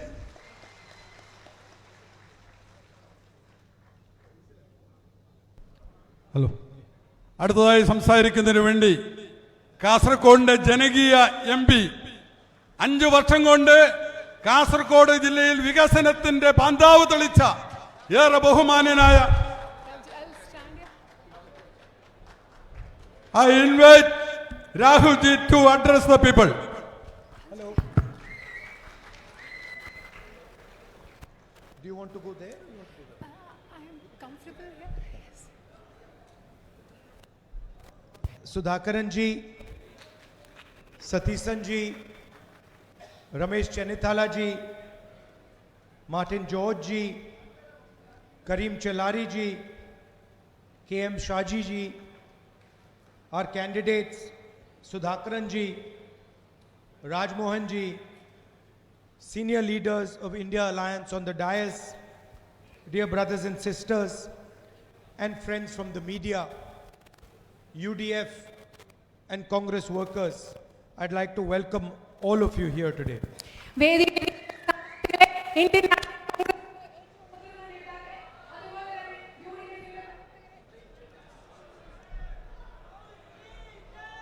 I think it may be your mobile. വേദിയിലിരിക്കുന്ന സ്ഥാനാർത്ഥികളെ, ഇന്ത്യൻ നാഷണൽ കോൺഗ്രസിന്റെ മുതിർന്ന നേതാക്കളെ, ഐക്യ ജനാധിപത്യ മുന്നണിയുടെ ഏറ്റവും പ്രധാനപ്പെട്ട പ്രവർത്തകരെ, പാർട്ടി പ്രവർത്തകരെ, മാധ്യമ സുഹൃത്തുക്കളെ, എല്ലാവരെയും ഞാൻ ഈ യോഗത്തിലേക്ക് സ്വാഗതം ചെയ്യുന്നു. I'd like to thank every single person who has come here in the sun, in the heat, and also all the people who are watching this on television. ഇന്ന് ഈ വലിയ ചൂടത്ത് ഈ പരിപാടിയിൽ പങ്കെടുക്കാൻ വേണ്ടി ഇവിടെ എത്തിയ എല്ലാവരെയും ഞാൻ സ്വാഗതം ചെയ്യുന്നു. അതുപോലെ ടെലിവിഷനിലൂടെ ഈ പരിപാടി കണ്ടുകൊണ്ടിരിക്കുന്ന എല്ലാവരെയും ഞാൻ സ്വാഗതം ചെയ്യുന്നു. Thank you for giving me your valuable time.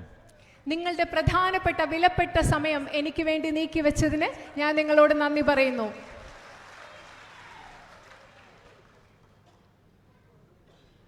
This election,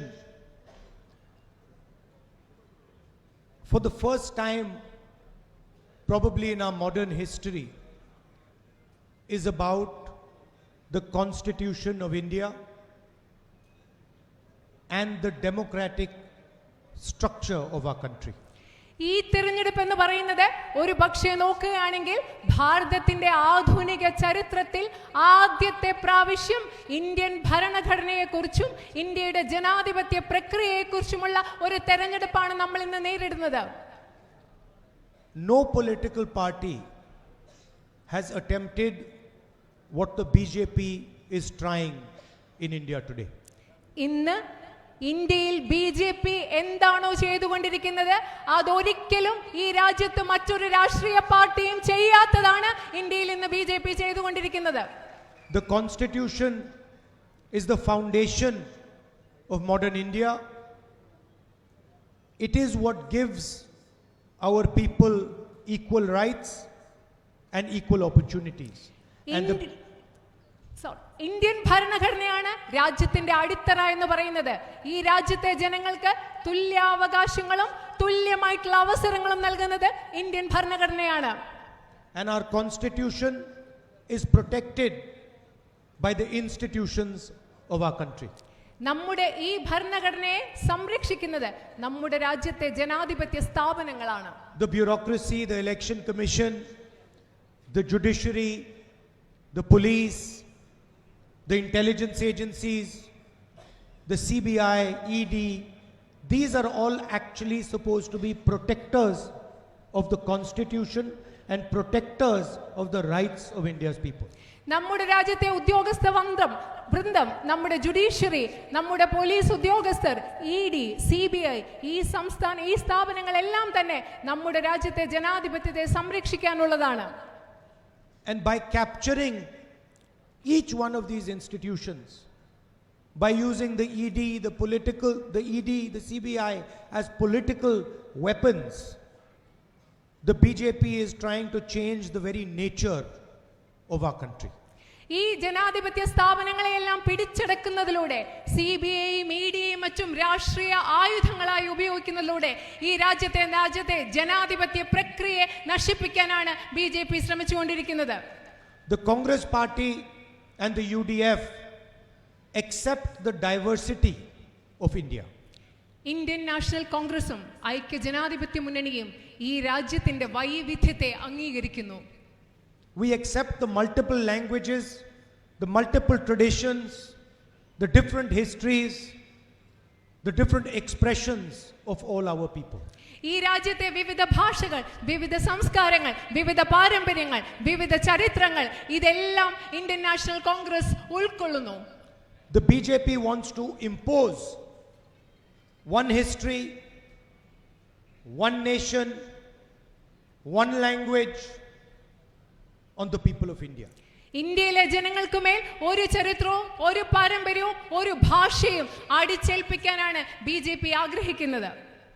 First of all, this is a fundamental misunderstanding of what India is.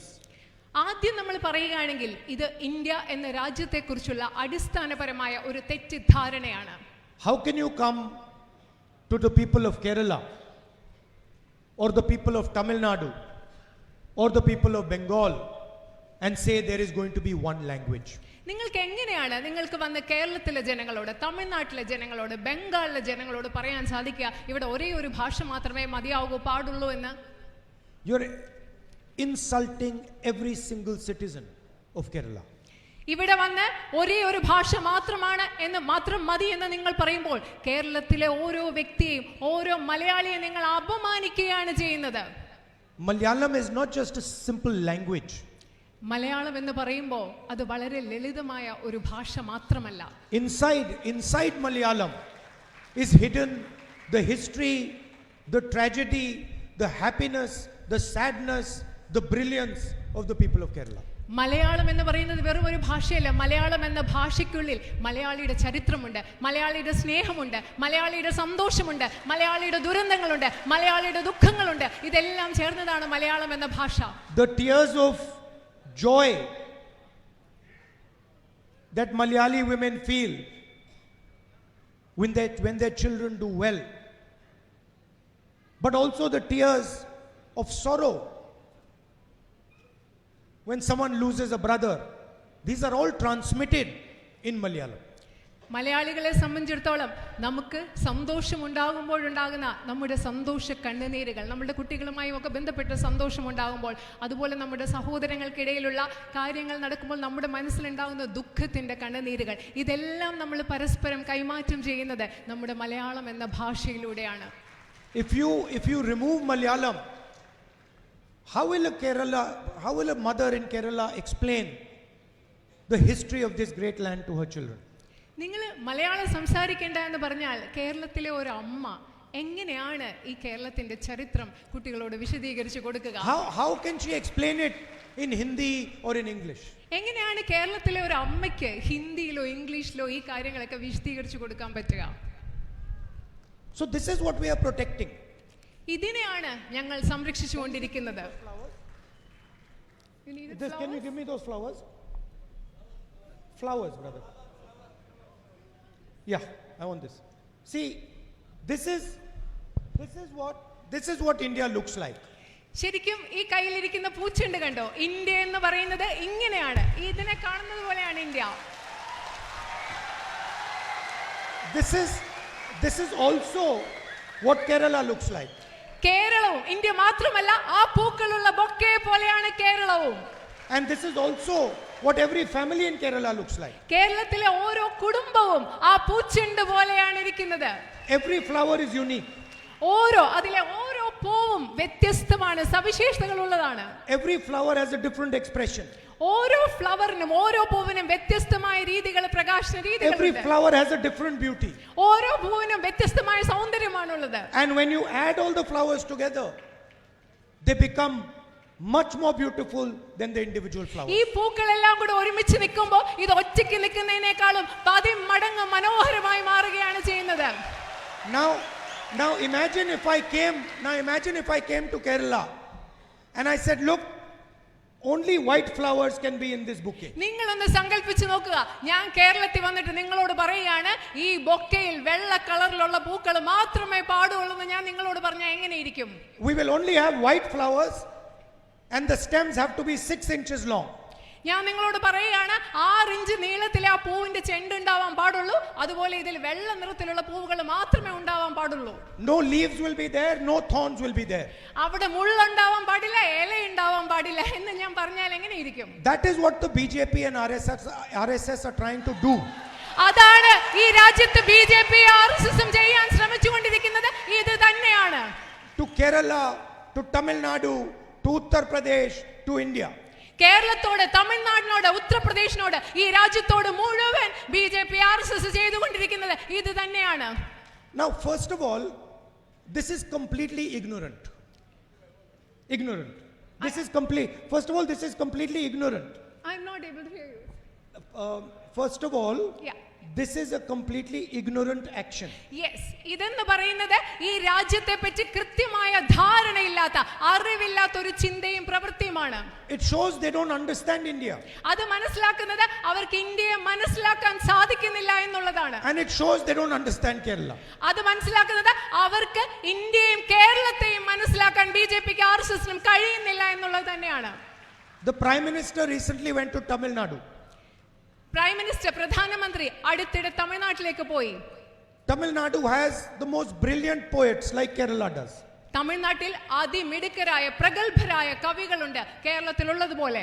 Huge history, വലിയൊരു പാരമ്പര്യം, ചരിത്രം, huge tradition. വലിയൊരു മഹത്തായ പാരമ്പര്യം. Wars fought over there, people sacrificing their lives, all this stuff is going on. അവിടെ യുദ്ധങ്ങൾ നടന്നു, അനേകം പേർ അവരുടെ ജീവിതം ത്യാഗം ചെയ്തു.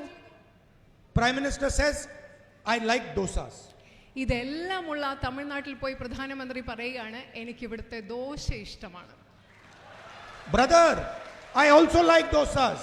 സഹോദര, എനിക്കും ദോശ ഇഷ്ടമാണ്. But please try and understand the history, the tradition, the language of the state also. പക്ഷേ ദോശ ഇഷ്ടപ്പെടുന്നതോടൊപ്പം തന്നെ പ്രിയപ്പെട്ട സഹോദര, താങ്കൾ ആ രാജ്യത്തിന്റെ ചരിത്രവും സംസ്കാരവും പാരമ്പര്യവും കൂടി മനസ്സിലാക്കാൻ ശ്രമിക്കൂ, ദയവ് ചെയ്ത്. And also realize that the dosa in Tamil Nadu is completely different than the dosa in Kerala. Dosa, അത് ഒരു കാര്യം കൂടി മനസ്സിലാക്കണം, തമിഴ്നാട്ടിലെ ദോശയും കേരളത്തിലെ ദോശയും തികച്ചും വ്യത്യസ്തങ്ങളാണെന്ന് കൂടി താങ്കൾ മനസ്സിലാക്കണം. And also understand that the dosa in Kerala is different than other dosas in Kerala. ഒരു കാര്യം കൂടി മനസ്സിലാക്കണം, കേരളത്തിലെ ദോശ തമിഴ്നാട്ടിലെ ദോശയിൽ നിന്ന് വ്യത്യസ്തമാണെന്ന് മാത്രമല്ല, കേരളത്തിൽ ഒരു സ്ഥലത്തെ ദോശ മറ്റു സ്ഥലങ്ങളിലെ ദോശകളിൽ നിന്ന് വ്യത്യസ്തമാണെന്ന് കൂടി താങ്കൾ മനസ്സിലാക്കണം. And that is the genius of our country. ഈ പറയുന്നതാണ് നമ്മുടെ രാജ്യത്തിന്റെ പ്രതിഭ, പ്രാഗൽഭ്യം. പ്രതിഭ എന്ന് പറയുന്നത് ഈ വ്യത്യസ്തതയാണ്. It is why our country is so great. അതുകൊണ്ടാണ് നമ്മുടെ ഇന്ത്യ എന്ന രാജ്യം ഇത്രയും മഹത്തരമായത്. And you are trying to change this.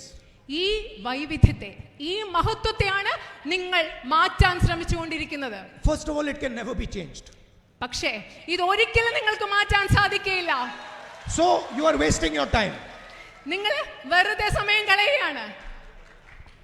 But most important, you are also wasting the energy of the Indian people. അത് മാത്രമല്ല, നിങ്ങൾ വെറുതെ സമയം കളയുക എന്ന് മാത്രമല്ല, ഇന്ത്യക്കാരുടെ, ഇന്ത്യയിലെ ജനങ്ങളുടെ ഊർജം കൂടി നിങ്ങൾ ഇല്ലാതാക്കി കളയുകയാണ്. You are creating disharmony. ഈ രാജ്യത്ത് സ്വരച്ചേർച്ചയില്ലായ്മ, അപസ്വരം, പൊരുത്തക്കേട് നിങ്ങൾ ഉണ്ടാക്കിക്കൊണ്ടിരിക്കുകയാണ്. And this disharmony is harming millions and millions of people. ഈ രാജ്യത്തെ ലക്ഷക്കണക്കിന് മനുഷ്യരെ ഈ രാജ്യത്ത് നിങ്ങൾ ഉണ്ടാക്കിക്കൊണ്ടിരിക്കുന്ന പൊരുത്തക്കേട് ഉപദ്രവിച്ചുകൊണ്ടിരിക്കുകയാണ്. The Prime Minister demonetized the Indian currency. ഇന്ത്യയിലെ നിങ്ങൾക്കറിയാം, പ്രധാനമന്ത്രി ഇവിടെ നോട്ട് നിരോധനം ഈ രാജ്യത്ത് നടപ്പിലാക്കി. Just now I was looking in the crowd, there is a person there selling snacks. അവിടെ ഒരു വ്യക്തി അവിടെ ഉണ്ട്, അവിടെ ഒരാൾ ഇരിക്കുന്നത് ഞാൻ നോക്കുകയാണ്, അവിടെ നിൽക്കുന്നത്. Did the Prime Minister think about that man when he demonetized the currency? അദ്ദേഹം നോട്ട് നിരോധനം നടപ്പിലാക്കിയപ്പോൾ ആ മനുഷ്യനെ കുറിച്ച് ആലോചിച്ചിരുന്നോ? Did he think what would happen to him when he did demonetization? Note നിരോധനം നടപ്പിലാക്കിയപ്പോൾ ആ വ്യക്തിക്ക് എന്ത് സംഭവിക്കും എന്ന് പ്രധാനമന്ത്രി ഒരിക്കലെങ്കിലും ആലോചിച്ചിട്ടുണ്ടോ? Did he ask farmers in India, laborers in India, what would happen if you demonetize the currency? ഇന്ത്യയിലെ കർഷകരോട്, തൊഴിലാളികളോട് ഈ രാജ്യത്ത് നോട്ട് നിരോധനം നടപ്പിലാക്കിയാൽ എന്ത് സംഭവിക്കും എന്ന് പ്രധാനമന്ത്രി ചോദിച്ചിട്ടുണ്ടോ? When COVID was striking India, people were dying. Lakhs of people were dying in the hospitals, dying outside the hospitals. No ventilators, no oxygen. The Prime Minister says, "Thali bajao." നിങ്ങൾക്കറിയോ, Covid വന്ന് ഇന്ത്യയിൽ ലക്ഷക്കണക്കിന് ജനങ്ങൾ മരിച്ചുകൊണ്ടിരിക്കുകയായിരുന്നു. Ventilators ഇല്ലായിരുന്നു, ശ്വാസം കിട്ടാതെ മരിക്കുകയായിരുന്നു, ആശുപത്രികൾ കവിഞ്ഞു നിറയുകയായിരുന്നു. ആ സമയത്ത് ഈ രാജ്യത്തെ പ്രധാനമന്ത്രി എന്താ ജനങ്ങളോട് പറഞ്ഞത്? നിങ്ങൾ കൈകൊട്ടിക്കോളൂ എന്നാണ് അദ്ദേഹം ജനങ്ങളോട് പറഞ്ഞത്. The entire media is saying how brilliant the Prime Minister is. ഇത് കേട്ടിട്ട് ഈ രാജ്യത്തെ മുഴുവൻ ജനങ്ങളും മാധ്യമങ്ങളും പറയുകയാണ്, ഓ, ഈ പ്രധാനമന്ത്രി എന്ത് മഹാനാണെന്നാണ് ഇവിടുത്തെ മാധ്യമങ്ങൾ പറഞ്ഞത്. So you are, because you don't understand India, and because you take decisions without asking anybody, you are creating tremendous damage to this country.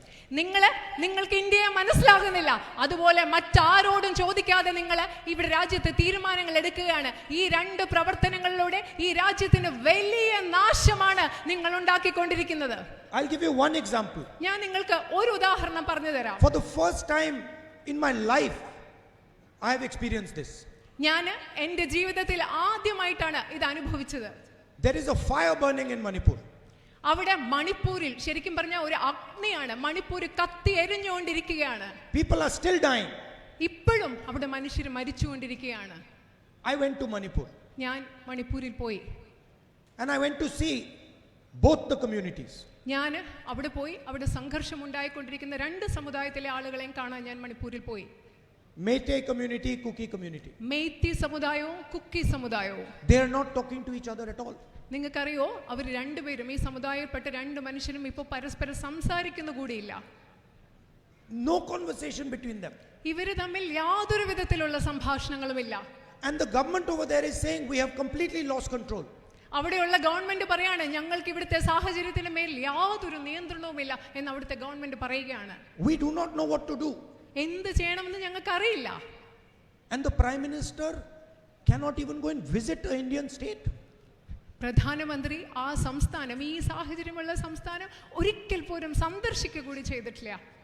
He cannot even go there and talk to the people and say what is going on. അദ്ദേഹത്തിന് ഇതുവരെ അവിടെ ഒന്ന് പോയിട്ട് അവിടുത്തെ മനുഷ്യരോട് അവിടെ എന്താണ് സംഭവിക്കുന്നത് എന്ന് ചോദിക്കാൻ പോലും അദ്ദേഹത്തിന് കഴിയുന്നില്ല. Not one line in the national media.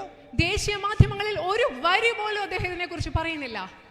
So wherever they go, they will divide people, make people fight with each other, create problems. എവിടെ അവർ പോയാലും അവിടെ പോയി അവിടുത്തെ മനുഷ്യരെ വിഭജിക്കും, മനുഷ്യർ തമ്മിൽ പ്രശ്നങ്ങൾ ഉണ്ടാക്കും, സംഘർഷങ്ങൾ ഉണ്ടാക്കും, പ്രശ്നങ്ങൾ ഉണ്ടാക്കും. ഇതാണ് അവർ ചെയ്തുകൊണ്ടിരിക്കുന്നത്. And the highest unemployment in 45 years is there in India today. ഇന്ന് നിങ്ങൾക്കറിയുമോ, ഈ രാജ്യത്ത് 45 വർഷങ്ങളിലുള്ള ഏറ്റവും വലിയ തൊഴിലില്ലായ്മ നിരക്കാണ് ഇന്ന് നമ്മുടെ രാജ്യത്തുള്ളത്. 22%, 22 people own more wealth than 50% of India's population. ഈ രാജ്യത്തെ 50% ജനങ്ങളുടെ കയ്യിൽ ഉള്ളതിനേക്കാൾ കൂടുതൽ സ്വത്ത് ഈ രാജ്യത്തെ 22 മനുഷ്യരുടെ കയ്യിൽ ഇന്നുണ്ട്. 1 or 2 companies are there in every single business. എല്ലാ രാജ്യത്തെ എല്ലാ വ്യവസായങ്ങളും ഒന്നോ രണ്ടോ കമ്പനികളുടെ കയ്യിലാണ് ഇന്നുള്ളത്.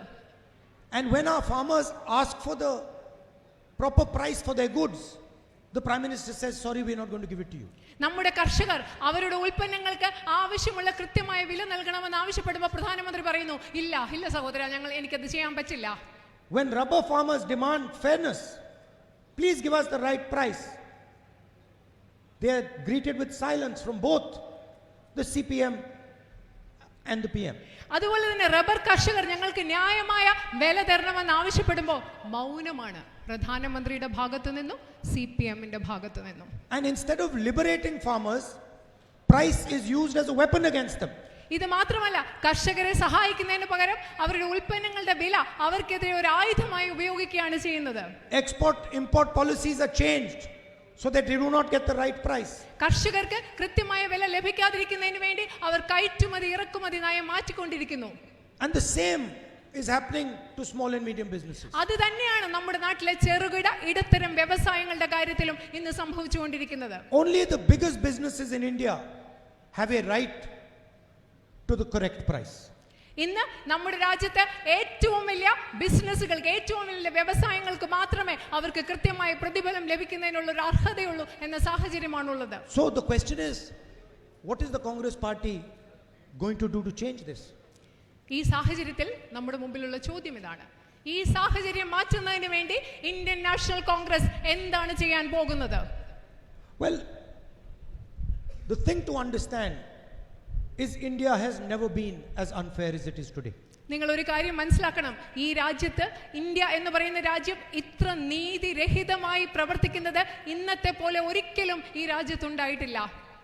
Wealth has never been distributed as unequally as it is today. ഇത്ര അസമത്വത്തോടുകൂടി ഈ രാജ്യത്തെ സമ്പത്തിന്റെ വിതരണം ഈ രാജ്യത്ത് ഒരിക്കലും ഇതുവരെ ഉണ്ടായിട്ടില്ല.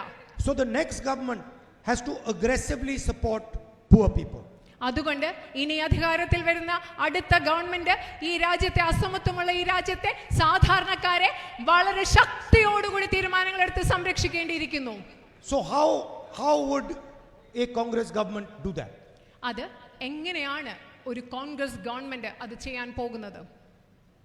The first thing to understand is in modern India, both men and women do jobs. ആദ്യം മനസ്സിലാക്കേണ്ട കാര്യം ആധുനിക ഇന്ത്യയിൽ ഒരുപോലെ പുരുഷന്മാരും സ്ത്രീകളും ജോലി ചെയ്യുന്നുണ്ട്. They go to offices, they leave home and they work, and they both work equally hard and for the same amount of time. രണ്ടുപേരും വീട്ടിൽ നിന്ന് പുറത്തു പോകുന്നു, ജോലിക്ക് പോകുന്നു. അവർ രണ്ടുപേരും പുരുഷന്മാരും സ്ത്രീകളും ഒരുപോലെ തന്നെ ഒരേ സമയം കഠിനാധ്വാനം ചെയ്യുന്നു.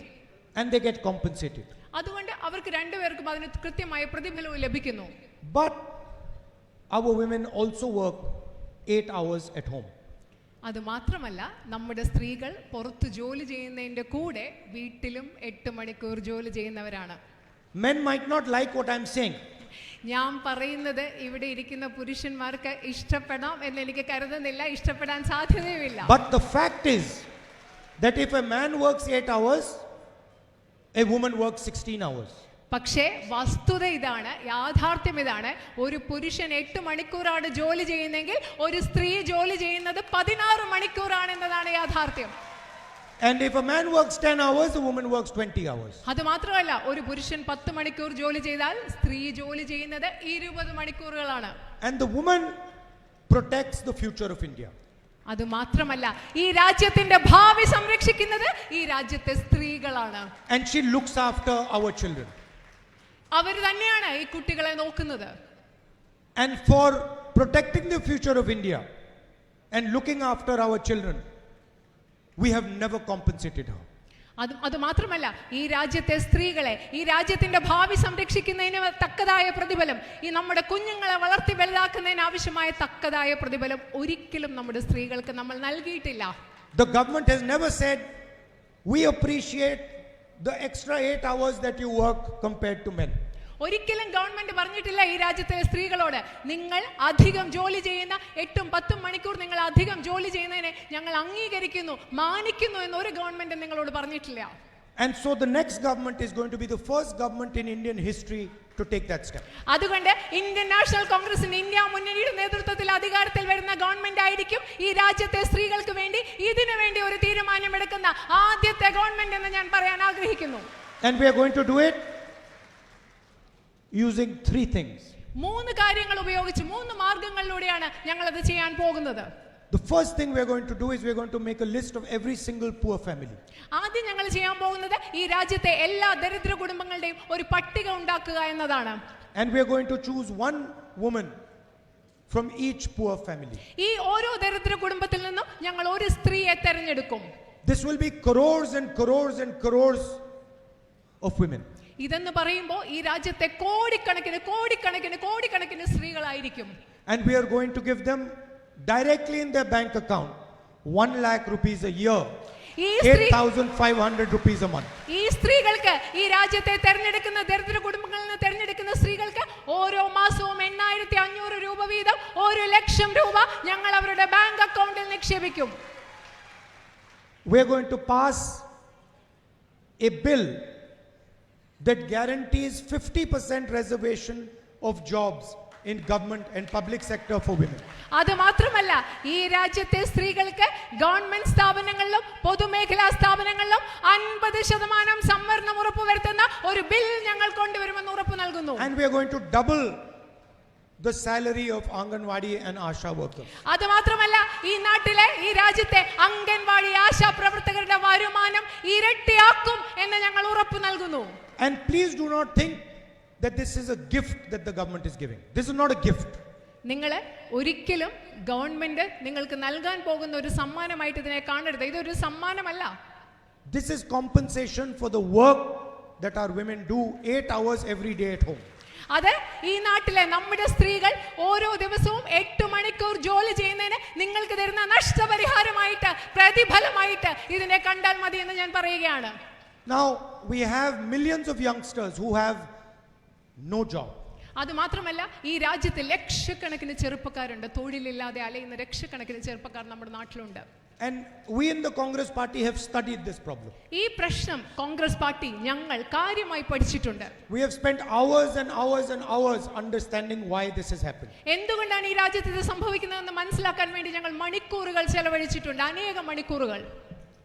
The single biggest reason is that small and medium businesses have been destroyed by the Prime Minister. ഇതിൽ ഏറ്റവും പ്രധാനപ്പെട്ട കാരണം എന്ന് പറയുന്നത് ഈ രാജ്യത്തെ ചെറുകിട ഇടത്തരം വ്യവസായങ്ങളൊക്കെ നമ്മുടെ പ്രധാനമന്ത്രിയുടെ നടപടികളിലൂടെ ഇല്ലാതായിക്കൊണ്ടിരിക്കുകയാണ്, നശിക്കപ്പെട്ടിരിക്കുകയാണ്. And if you look at the small and medium businesses, you will find that almost none of them become big businesses. നിങ്ങൾ ചെറുകിട ഇടത്തരം വ്യവസായങ്ങളെ പരിശോധിച്ചാൽ മനസ്സിലാകും, അവയിൽ ഒന്നുപോലും ഒരു വലിയ വ്യവസായമായി മാറിയിട്ടില്ല എന്നത് നിങ്ങൾക്ക് മനസ്സിലാക്കാൻ സാധിക്കും. They are born small, they live small, and they die small.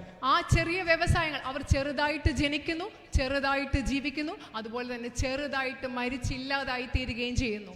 And this is because they do not have access to bank money. അതിന്റെ പ്രധാനപ്പെട്ട കാരണം എന്ന് പറഞ്ഞാൽ ഇവർക്ക് ബാങ്കിലെ ലോണുകൾ, ബാങ്കിലെ പൈസ പലപ്പോഴും ഈ ചെറുകിട ഇടത്തരം വ്യവസായങ്ങൾക്ക് ലഭ്യമല്ല എന്നുള്ളതാണ്. So we are going to open the doors of India's banks to small and medium businesses. That's our first step. അതുകൊണ്ട് ഞങ്ങൾ ചെയ്യാൻ പോകുന്ന ആദ്യ പടി എന്ന് പറയുന്നത് ഈ രാജ്യത്തെ ബാങ്കുകളുടെ വാതിലുകൾ നമ്മുടെ നാട്ടിലെ ചെറുകിട ഇടത്തരം വ്യവസായികൾക്കായി തുറന്നു കൊടുക്കുക എന്നതാണ് ഇന്ത്യൻ നാഷണൽ കോൺഗ്രസ് ചെയ്യാൻ പോകുന്നത്. And we will give thousands and thousands and thousands of loans to young Indian entrepreneurs. ഇവിടുത്തെ ഇന്ത്യയിലെ യുവജനങ്ങളായ സംരംഭകർക്ക് ഞങ്ങൾ ആയിരക്കണക്കിന് രൂപയുടെ ലോൺ നൽകുന്നതാണ് എന്ന് നിങ്ങളോട് പറയാൻ ആഗ്രഹിക്കുന്നു. There are 30 lakh government jobs that Mr. Narendra Modi refuses to give to the people of India. അത് മാത്രമല്ല ഈ രാജ്യത്ത് ഏകദേശം 30 ലക്ഷത്തിലധികം ഗവൺമെന്റ് ജോലികളുണ്ട്. ഈ നരേന്ദ്രമോദി ഈ രാജ്യത്തെ യുവജനങ്ങൾക്ക് നൽകാൻ വിസമ്മതിച്ചിട്ടുള്ള 30 ലക്ഷം ഗവൺമെന്റ് ജോലികൾ ഈ രാജ്യത്തുണ്ട്. We will immediately give those jobs to the people of India. ഞങ്ങൾ ഏറ്റവും ഉടനെ, ഏറ്റവും പ്രധാനപ്പെട്ടതായി, ഏറ്റവും വേഗത്തിൽ ഈ 30 ലക്ഷം ജോലികൾ ഇന്ത്യ മഹാരാജ്യത്തെ യുവജനങ്ങൾക്ക് നൽകുമെന്ന് ഉറപ്പു നൽകുകയാണ്. Millions and millions of workers work in public sector units and government offices, and they work under contract. നമ്മുടെ രാജ്യത്തെ ദശലക്ഷക്കണക്കിന് ആളുകൾ സ്വകാര്യ മേഖലയിലും ഗവൺമെന്റ് മേഖലയിലും ജോലി ചെയ്യുന്നത് കരാർ ജീവനക്കാരായിട്ടാണ്. They can be sacked from one day to another, thrown out without any support. അവരെ ഏത് ദിവസം വേണമെങ്കിലും അവരെ ജോലിയിൽ നിന്ന് പിരിച്ചുവിടാം. അവർക്ക് പ്രത്യേകിച്ച് യാതൊരു പിന്തുണയും സംരക്ഷണവുമില്ല. We will stop contract labor in PSUs and government offices. All jobs will be permanent jobs in these systems. ഈ സാഹചര്യത്തെ നേരിടുന്നതിന് വേണ്ടി ഞങ്ങൾ ഗവൺമെന്റ് ജോലികളിൽ നിന്നും പൊതുമേഖലാ സ്ഥാപനങ്ങളിൽ നിന്നും കരാർ നിയമനങ്ങൾ റദ്ദാക്കി അതിന്റെ സ്ഥാനത്ത് സ്ഥിര നിയമനങ്ങൾ കൊണ്ടുവരുമെന്ന് ഉറപ്പു നൽകുന്നു. And now I want to tell you about the revolutionary idea that we have come up with. ഇപ്പോൾ ഞാൻ നിങ്ങളോട് പറയാൻ ആഗ്രഹിക്കുന്നത് ഞങ്ങൾ കൊണ്ടുവന്നിട്ടുള്ള വിപ്ലവാത്മകരമായ ഒരു ആശയത്തെക്കുറിച്ചാണ്. If you speak to children of rich families, they will tell you that before they get a job, they do an apprenticeship. ഇപ്പം നിങ്ങൾ ധാരാളം പൈസയുള്ള വീട്ടിലെ കുട്ടികളോട് സംസാരിക്കുകയാണെങ്കിൽ അവർ പറയും ജോലി കിട്ടുന്നതിന് മുമ്പ് ഞങ്ങൾ അപ്രന്റീസ്ഷിപ്പ് അഥവാ തൊഴിൽ പരിശീലനത്തിന് പോവുകയാണെന്ന്. They work for 6 months, 1 year, they get paid for it and they get training. അവർ 6 മാസത്തേക്ക് ജോലി ചെയ്യും, 1 വർഷത്തേക്ക് ജോലി ചെയ്യും. ഈ കാലയളവിൽ അവർക്ക് ശമ്പളവും കിട്ടും, തുടർന്ന് അവർക്ക് തൊഴിലും ലഭിക്കും, അതുപോലെ പരിശീലനവും ലഭിക്കും. This is how business families introduce their children to the job market. ഇങ്ങനെയാണ് വലിയ വ്യവസായ കുടുംബങ്ങൾ അവരുടെ കുട്ടികളെ ഒരു തൊഴിൽ വിപണിയിലേക്ക് അവരെ പരിചയപ്പെടുത്തുന്നത് ഈ അപ്രന്റീസ്ഷിപ്പ് അഥവാ തൊഴിൽ പരിശീലനത്തിലൂടെയാണ്. They have a soft landing into the job market. അവർ ശരിക്കും പറഞ്ഞാൽ വളരെ എളുപ്പത്തിൽ തൊഴിൽ വിപണിയിലേക്ക് അവർക്ക് സോഫ്റ്റ് ലാൻഡ് ചെയ്ത് എളുപ്പത്തിൽ ചെന്നെത്താൻ പറ്റും. Everybody else has to beg for a job. ആ സാഹചര്യത്തിൽ മറ്റുള്ളവർക്ക്, ഈ ധനകരകരുടെ വീട്ടിലല്ലാത്ത കുട്ടികൾക്ക് ശരിക്കും ഒരു ജോലിക്ക് വേണ്ടി യാചിക്കേണ്ട അവസ്ഥയാണ്. So we are going to pass a law that gives the right of apprenticeship to every single Indian graduate. അതുകൊണ്ട് ഈ രാജ്യത്തെ ഓരോ ബിരുദധാരിക്കും തൊഴിൽ പരിശീലനത്തിലുള്ള അവകാശം നിയമമാക്കുന്ന ഒരു നിയമം ഞങ്ങൾ ഈ രാജ്യത്ത് കൊണ്ടുവരാൻ പോവുകയാണ്. It means in Hindi, pehli naukri pakki. Pehli Naukri Pakki, അതായത് ഈ രാജ്യത്തെ യുവജനങ്ങൾക്ക്, ചെറുപ്പക്കാർക്ക് ആദ്യത്തെ തൊഴിൽ ഇന്ത്യൻ നാഷണൽ കോൺഗ്രസ് ഉറപ്പ് നൽകാൻ പോവുകയാണ്. All the graduates who request it will be given a 1-year apprenticeship, will be given training, and will get 1 lakh rupees in their bank account, 8,500 rupees every single month for the year. ഈ രാജ്യത്തെ അപേക്ഷിക്കുന്ന എല്ലാ ബിരുദധാരികൾക്കും അവർക്ക് പരിശീലനം ലഭിക്കും, അവർക്ക് തൊഴിൽ പരിശീലനം ലഭിക്കും. അതുപോലെ തന്നെ ഓരോ മാസവും 8,500 രൂപയോടുകൂടി 1,00,000 രൂപ അവരുടെ ബാങ്ക് അക്കൗണ്ടുകളിൽ ലഭിക്കും എന്ന് ഞങ്ങൾ ഉറപ്പ് നൽകുകയാണ് ഈ നിയമത്തിലൂടെ. And if they do well, then that will become a permanent job. അത് മാത്രമല്ല, ഇവർ ഈ തൊഴിൽ പരിശീലനകാരം നന്നായി പൂർത്തിയാക്കിയാൽ അതിനെ തുടർന്ന് അവർക്കൊരു നല്ല ജോലി ലഭിക്കുകയും ചെയ്യും. And the result is that companies in India will get a huge trained manpower to build our country. അത് മാത്രമല്ല, അതിന്റെ അർത്ഥം എന്ന് പറയുന്നത് ഈ രാജ്യത്തെ കമ്പനികൾക്ക് പരിശീലനം സിദ്ധിച്ച തൊഴിലാളികളെ ലഭിക്കും എന്നതുകൂടിയാണ് ഈ പദ്ധതിയിലൂടെ സാധ്യമാകുന്നത്. For the farmers of our country, we are guaranteeing them a minimum support price. അത് മാത്രമല്ല, ഈ രാജ്യത്തെ ഇന്ത്യയിലെ ഓരോ കർഷകർക്കും ഞങ്ങൾ ഒരു മിനിമം താങ്ങുവില കൂടി ഉറപ്പ് നൽകുകയാണ്. And we will not allow price to be used as a weapon against them. അത് മാത്രമല്ല, ഉൽപ്പന്നങ്ങളുടെ വില എന്ന് പറയുന്നത് കർഷകർക്കെതിരെ ഒരു ആയുധമായി ഉപയോഗിക്കാൻ ഞങ്ങൾ ഒരിക്കലും അനുവദിക്കുകയുമില്ല. Now I'd like to conclude with one thing I have noticed. ഞാൻ ശ്രദ്ധിച്ചിട്ടില്ല, എൻ്റെ ശ്രദ്ധയിൽ വന്നിട്ടുള്ള ഒരു കാര്യം പറഞ്ഞുകൊണ്ട് എൻ്റെ സംസാരം അവസാനിപ്പിക്കാൻ ആഗ്രഹിക്കുന്നു. I fight the BJP and the RSS. ഞാൻ BJPയെയും RSSനെതിരെയും BJPക്കെതിരെയും RSSനെതിരെയും പോരാടിക്കൊണ്ടിരിക്കുകയാണ്. No matter what they do, I fight them every day. അവരെന്നെ എന്ത് ചെയ്താലും, അവരെന്തൊക്കെ ചെയ്താലും BJPയെയും RSSനെയും ഞാൻ ഓരോ ദിവസവും അവർക്കെതിരെ പോരാടിക്കൊണ്ടിരിക്കുകയാണ്. I have an ideological difference with them. I get up in the morning and I think to myself, okay, how am I going to disturb them today? എനിക്ക് അവരോട് ആശയപരമായ വ്യത്യാസമുണ്ട്. എല്ലാ ദിവസവും രാവിലെ എഴുന്നേറ്റ് ഞാൻ ആലോചിക്കുകയാണ്, ഇന്ന് ഞാൻ അവരെ എങ്ങനെയാണ് അസ്വസ്ഥപ്പെടുത്താൻ പോകുന്നതെന്ന് എല്ലാ ദിവസവും ഞാൻ ആലോചിക്കും. And when I walk in Parliament House, all the BJP MPs look at me and say, this man disturbs us 24 hours. അത് മാത്രമല്ല, ഞാൻ പാർലമെന്റിലേക്ക് നടന്നു പോകുമ്പോൾ അവിടെയുള്ള BJP MPമാരെല്ലാം എന്നെ നോക്കിയിട്ട് പറയും, ഈ മനുഷ്യൻ 24 മണിക്കൂറും ഞങ്ങളെ അസ്വസ്ഥപ്പെടുത്തിക്കൊണ്ടിരിക്കുകയാണെന്ന് അവരെന്നെ നോക്കി പറയും. But there is a cost to this. പക്ഷേ ഇതിനൊരു വില കൊടുക്കേണ്ടി വരുന്നുണ്ട്. എനിക്കൊരു വില കൊടുക്കേണ്ടി വരുന്നുണ്ട്. Their media channels abuse me 24 hours. BJP RSSന്റെ മാധ്യമങ്ങളും ചാനലുകളും എന്നെ 24 മണിക്കൂറും അധിക്ഷേപിച്ചുകൊണ്ടിരിക്കുകയാണ്. My image is distorted across the country. ഈ രാജ്യം മുഴുവൻ എൻ്റെ പ്രതിച്ഛായ, ഞാൻ എന്താണെന്നുള്ളത് അവർ രാജ്യം മുഴുവൻ നശിപ്പിച്ചുകൊണ്ടിരിക്കുകയാണ്. My Lok Sabha membership was taken away. എൻ്റെ ലോക്സഭ അംഗത്വം അവരെടുത്തുകൊണ്ടുപോയി. I gave a speech about Mr. Adani and within a few days I was thrown out of the Lok Sabha. ഞാൻ അദാനിക്കെതിരെ പാർലമെന്റിൽ ഒരു പ്രസംഗം നടത്തി. അത് കഴിഞ്ഞ് കുറച്ച് ദിവസങ്ങൾക്കുള്ളിൽ അവരെന്നെ ലോക്സഭയിൽ നിന്ന് പുറത്താക്കി. 55 hours, 12 hours a day being interrogated by ED. എന്നെ എൻഫോഴ്സ്മെന്റ് ഡയറക്ടറേറ്റ് 55 മണിക്കൂറുകൾ, ഓരോ ദിവസവും 12 മണിക്കൂർ വീതമാണ് എൻഫോഴ്സ്മെന്റ് ഡയറക്ടറേറ്റ് എന്നെ ചോദ്യം ചെയ്തത്. I gave them the keys of my government house. അവർക്ക് ഞാൻ താമസിച്ചിരുന്ന ഔദ്യോഗിക വസതിയുടെ താക്കോല് ഞാൻ അവർക്ക് They threw me out of the house. അവര് എന്നെ ആ വീട്ടിൽ നിന്നും പുറത്താക്കി. And I was feeling very happy. ആ സമയത്ത് പക്ഷേ എനിക്ക് വലിയ സന്തോഷമായിരുന്നു. I don't want that dirty house. എനിക്ക് അങ്ങനത്തെ കൊള്ളരുതാത്ത ഒരു വീട് എനിക്ക് വേണ്ട. And I told them also that look, I have millions of houses in India. My house is in the hearts of the people of Kerala, people of Uttar Pradesh, the people of Assam. ഞാൻ അവരോട് അത് മാത്രമല്ല, അതുകൂടി പറഞ്ഞു, എനിക്ക് ഈ രാജ്യത്ത് ലക്ഷക്കണക്കിന് വീടുകളുണ്ട്. ഈ രാജ്യത്തെ ജനങ്ങളുടെ, തമിഴ്നാട്ടിലുള്ള, കേരളത്തിലുള്ള, ഉത്തർപ്രദേശിലുള്ള, ആസാമിലുള്ള ജനലക്ഷങ്ങളുടെ മനസ്സിൽ എനിക്കൊരു വീടുണ്ട്, എനിക്ക് വീടുകളുണ്ടെന്ന് ഞാൻ അവരോട് പറഞ്ഞു. I walked 4,000 kilometers Kanyakumari through Kerala to Kashmir. കന്യാകുമാരിയിലും കേരളത്തിലും കൂടെ കാശ്മീരിലേക്ക് ഞാൻ 4,000 കിലോമീറ്റർ നടന്നു. One of my knees is still hurting me. ഇപ്പോഴും എൻ്റെ ഒരു മുട്ട് വേദനിച്ചുകൊണ്ടിരിക്കുകയാണ്. Now, why is none of this happening to the Chief Minister of Kerala?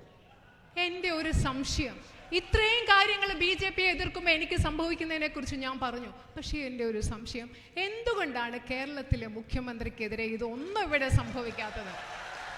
Why is his membership not being taken away?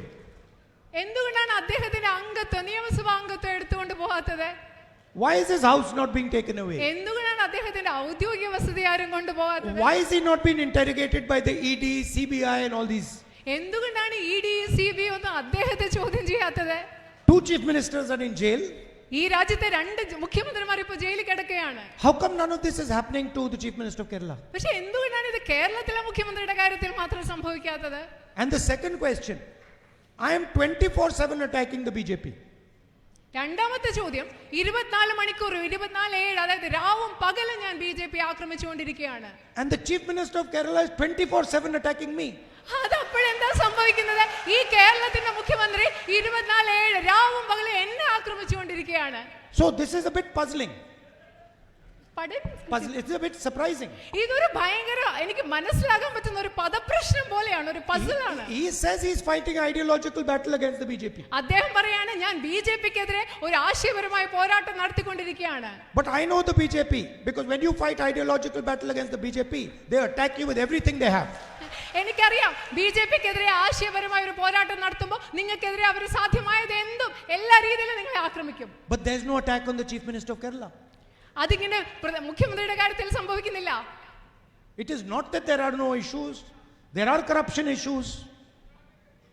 ഇവിടെ പ്രശ്നങ്ങളൊന്നും ഇല്ല എന്ന് പറയുന്നത്, ഇവിടെ അഴിമതിയുടെ പ്രശ്നങ്ങളുണ്ട് കേരളത്തിൽ. So this is something the people of Kerala should think about. ഇത് കേരളത്തിലെ ജനങ്ങൾ കൃത്യമായി ചിന്തിക്കേണ്ട ഒരു കാര്യമാണ്. If someone is attacking the BJP will attack him 24/7, will disturb him 24/7, will have ED, CBI, everything behind him 24/7. നിങ്ങൾ ഒരു കാര്യം മനസ്സിലാക്കണം, ആരെങ്കിലും BJPയെ യഥാർത്ഥമായി സത്യസന്ധമായി ആക്രമിച്ചാൽ BJP അവരുടെ പുറകെ ആയിരിക്കും 24 മണിക്കൂറും. EDയും CBIയും മറ്റെല്ലാം ഉപയോഗിച്ച് സാധ്യമായ എല്ലാ വിധത്തിലും BJP അവരെ തിരിച്ചാക്രമിക്കുമെന്ന് നിങ്ങൾ മനസ്സിലാക്കിയിരിക്കണം. It was a pleasure for me to come here and speak to you. ഇവിടെ വന്ന് നിങ്ങളെ കാണാനും നിങ്ങളോട് സംസാരിക്കാൻ പറ്റിയത് എനിക്ക് വളരെ സന്തോഷമുള്ള ഒരു കാര്യമാണ്. I cannot tell you, as a member of Parliament from Kerala, I cannot tell you what all you have taught me. കേരളത്തിലെ ഒരു ജനപ്രതിനിധി എന്ന നിലയിൽ, ഒരു പാർലമെന്റ് എന്ന അംഗം എന്ന നിലയിൽ സംസാരിക്കുമ്പോൾ എനിക്ക് നിങ്ങളോട് പറയാൻ കഴിയില്ല എത്ര മാത്രമാണ് ഈ കേരളത്തിലെ ജനങ്ങൾ എന്നെ പഠിപ്പിച്ചിട്ടുള്ളതെന്ന്. The genius of the people of Kerala, കേരളത്തിലെ ജനങ്ങളുടെ പ്രതിഭ എന്ന് പറയുന്നത്, ability to live with each other peacefully, harmoniously, affectionately. പരസ്പരം സ്നേഹത്തോടുകൂടി വാത്സല്യത്തോടുകൂടി പരസ്പരം സൗഹാർദ്ദപരമായി ജീവിക്കുക എന്ന് പറയുന്നത് കേരളത്തിന്റെ ഏറ്റവും വലിയ പ്രതിഭയാണ്, മികവാണ്. And making us proud. Every part of the world where you find people from Kerala, making us proud every day. അത് മാത്രമല്ല, ലോകത്തിന്റെ നാനാഭാഗങ്ങളിലും കേരളവും കേരളത്തിലെ ജനങ്ങളും നമ്മളെ അഭിമാനമുള്ളവരാക്കി നമുക്ക് അഭിമാനം തോന്നുന്ന രീതിയിലാണ് പ്രവർത്തിച്ചുകൊണ്ടിരിക്കുന്നത്. And never losing their dignity. ഒരിക്കലും ഇങ്ങനെ പ്രവർത്തിക്കുമ്പോൾ മലയാളി ഒരിക്കലും ഇതൊക്കെ ചെയ്യുന്നത് മലയാളിയുടെ അന്തസ്സ് കളയാതെയാണ് ഈ ലോകം മുഴുവൻ Malayali ജീവിച്ചുകൊണ്ടിരിക്കുന്നത്. In Wayanad I saw, after the flood, families that have lost their entire house, family members, still they are maintaining every inch of dignity.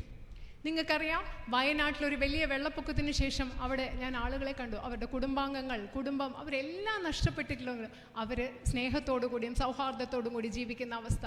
They've got nothing left, but they still have their dignity. അവിടെ അവരുടെ കയ്യിൽ ഒന്നുമില്ല, വസ്തുവകളില്ല, വീടില്ല, പക്ഷേ അവർക്ക് അവരുടെ അന്തസ്സും അഭിമാനവും ആ വയനാട്ടിലെ മനുഷ്യർക്കുണ്ട്. അങ്ങനെയാണ് അവർ ജീവിക്കുന്നത്. The people of Kerala should really be proud of what you have built. വയനാട്ടിലെ ജനങ്ങൾ ശരിക്കും അവർക്ക് അഭിമാനം ഉണ്ടാകണം, അവരെങ്ങനെ ജീവിക്കുന്നു, അവരെന്തിലൂടെ കടന്നു വന്നു എന്നതിനെ കുറിച്ച് ഓർത്ത്. And in many fields you are a guide to our country. And in many fields you are a guide to അത് India. മാത്രമല്ല, പല മേഖലകളിൽ നിങ്ങൾ എന്ന് പറയുന്നത്, മലയാളികൾ എന്ന് പറയുന്നത് ഈ രാജ്യത്തിന് മുഴുവൻ വഴി കാട്ടുന്നവരാണ്. Thank you. നന്ദി. നന്ദി. Thank you.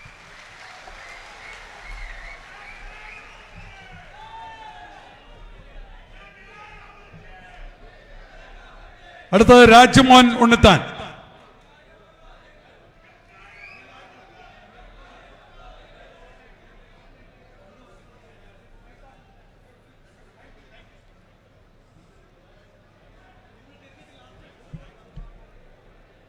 ബഹുമാന്യരെ, ദേശീയ രാഷ്ട്രീയത്തെക്കുറിച്ചും കേരള രാഷ്ട്രീയത്തെക്കുറിച്ചും അതിമനോഹരമായി ആലങ്കാരികമായി ശ്രീ രാഹുൽ ഗാന്ധി നിങ്ങളോട് പ്രസംഗിച്ച പശ്ചാത്തലത്തിൽ ഇനി ഒരു പ്രസംഗത്തിന് പ്രസക്തിയില്ല.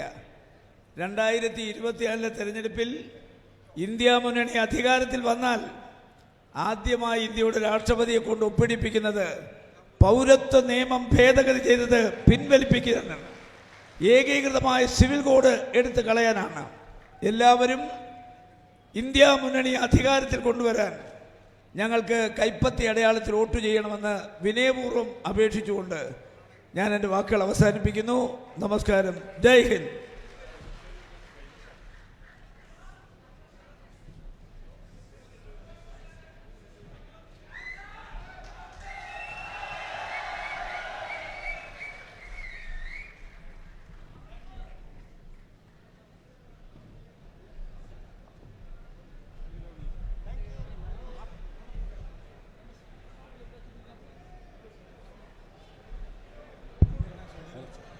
അടുത്തതായി നന്ദി പറയാൻ വേണ്ടി KPCC general secretary Soni Sebastian.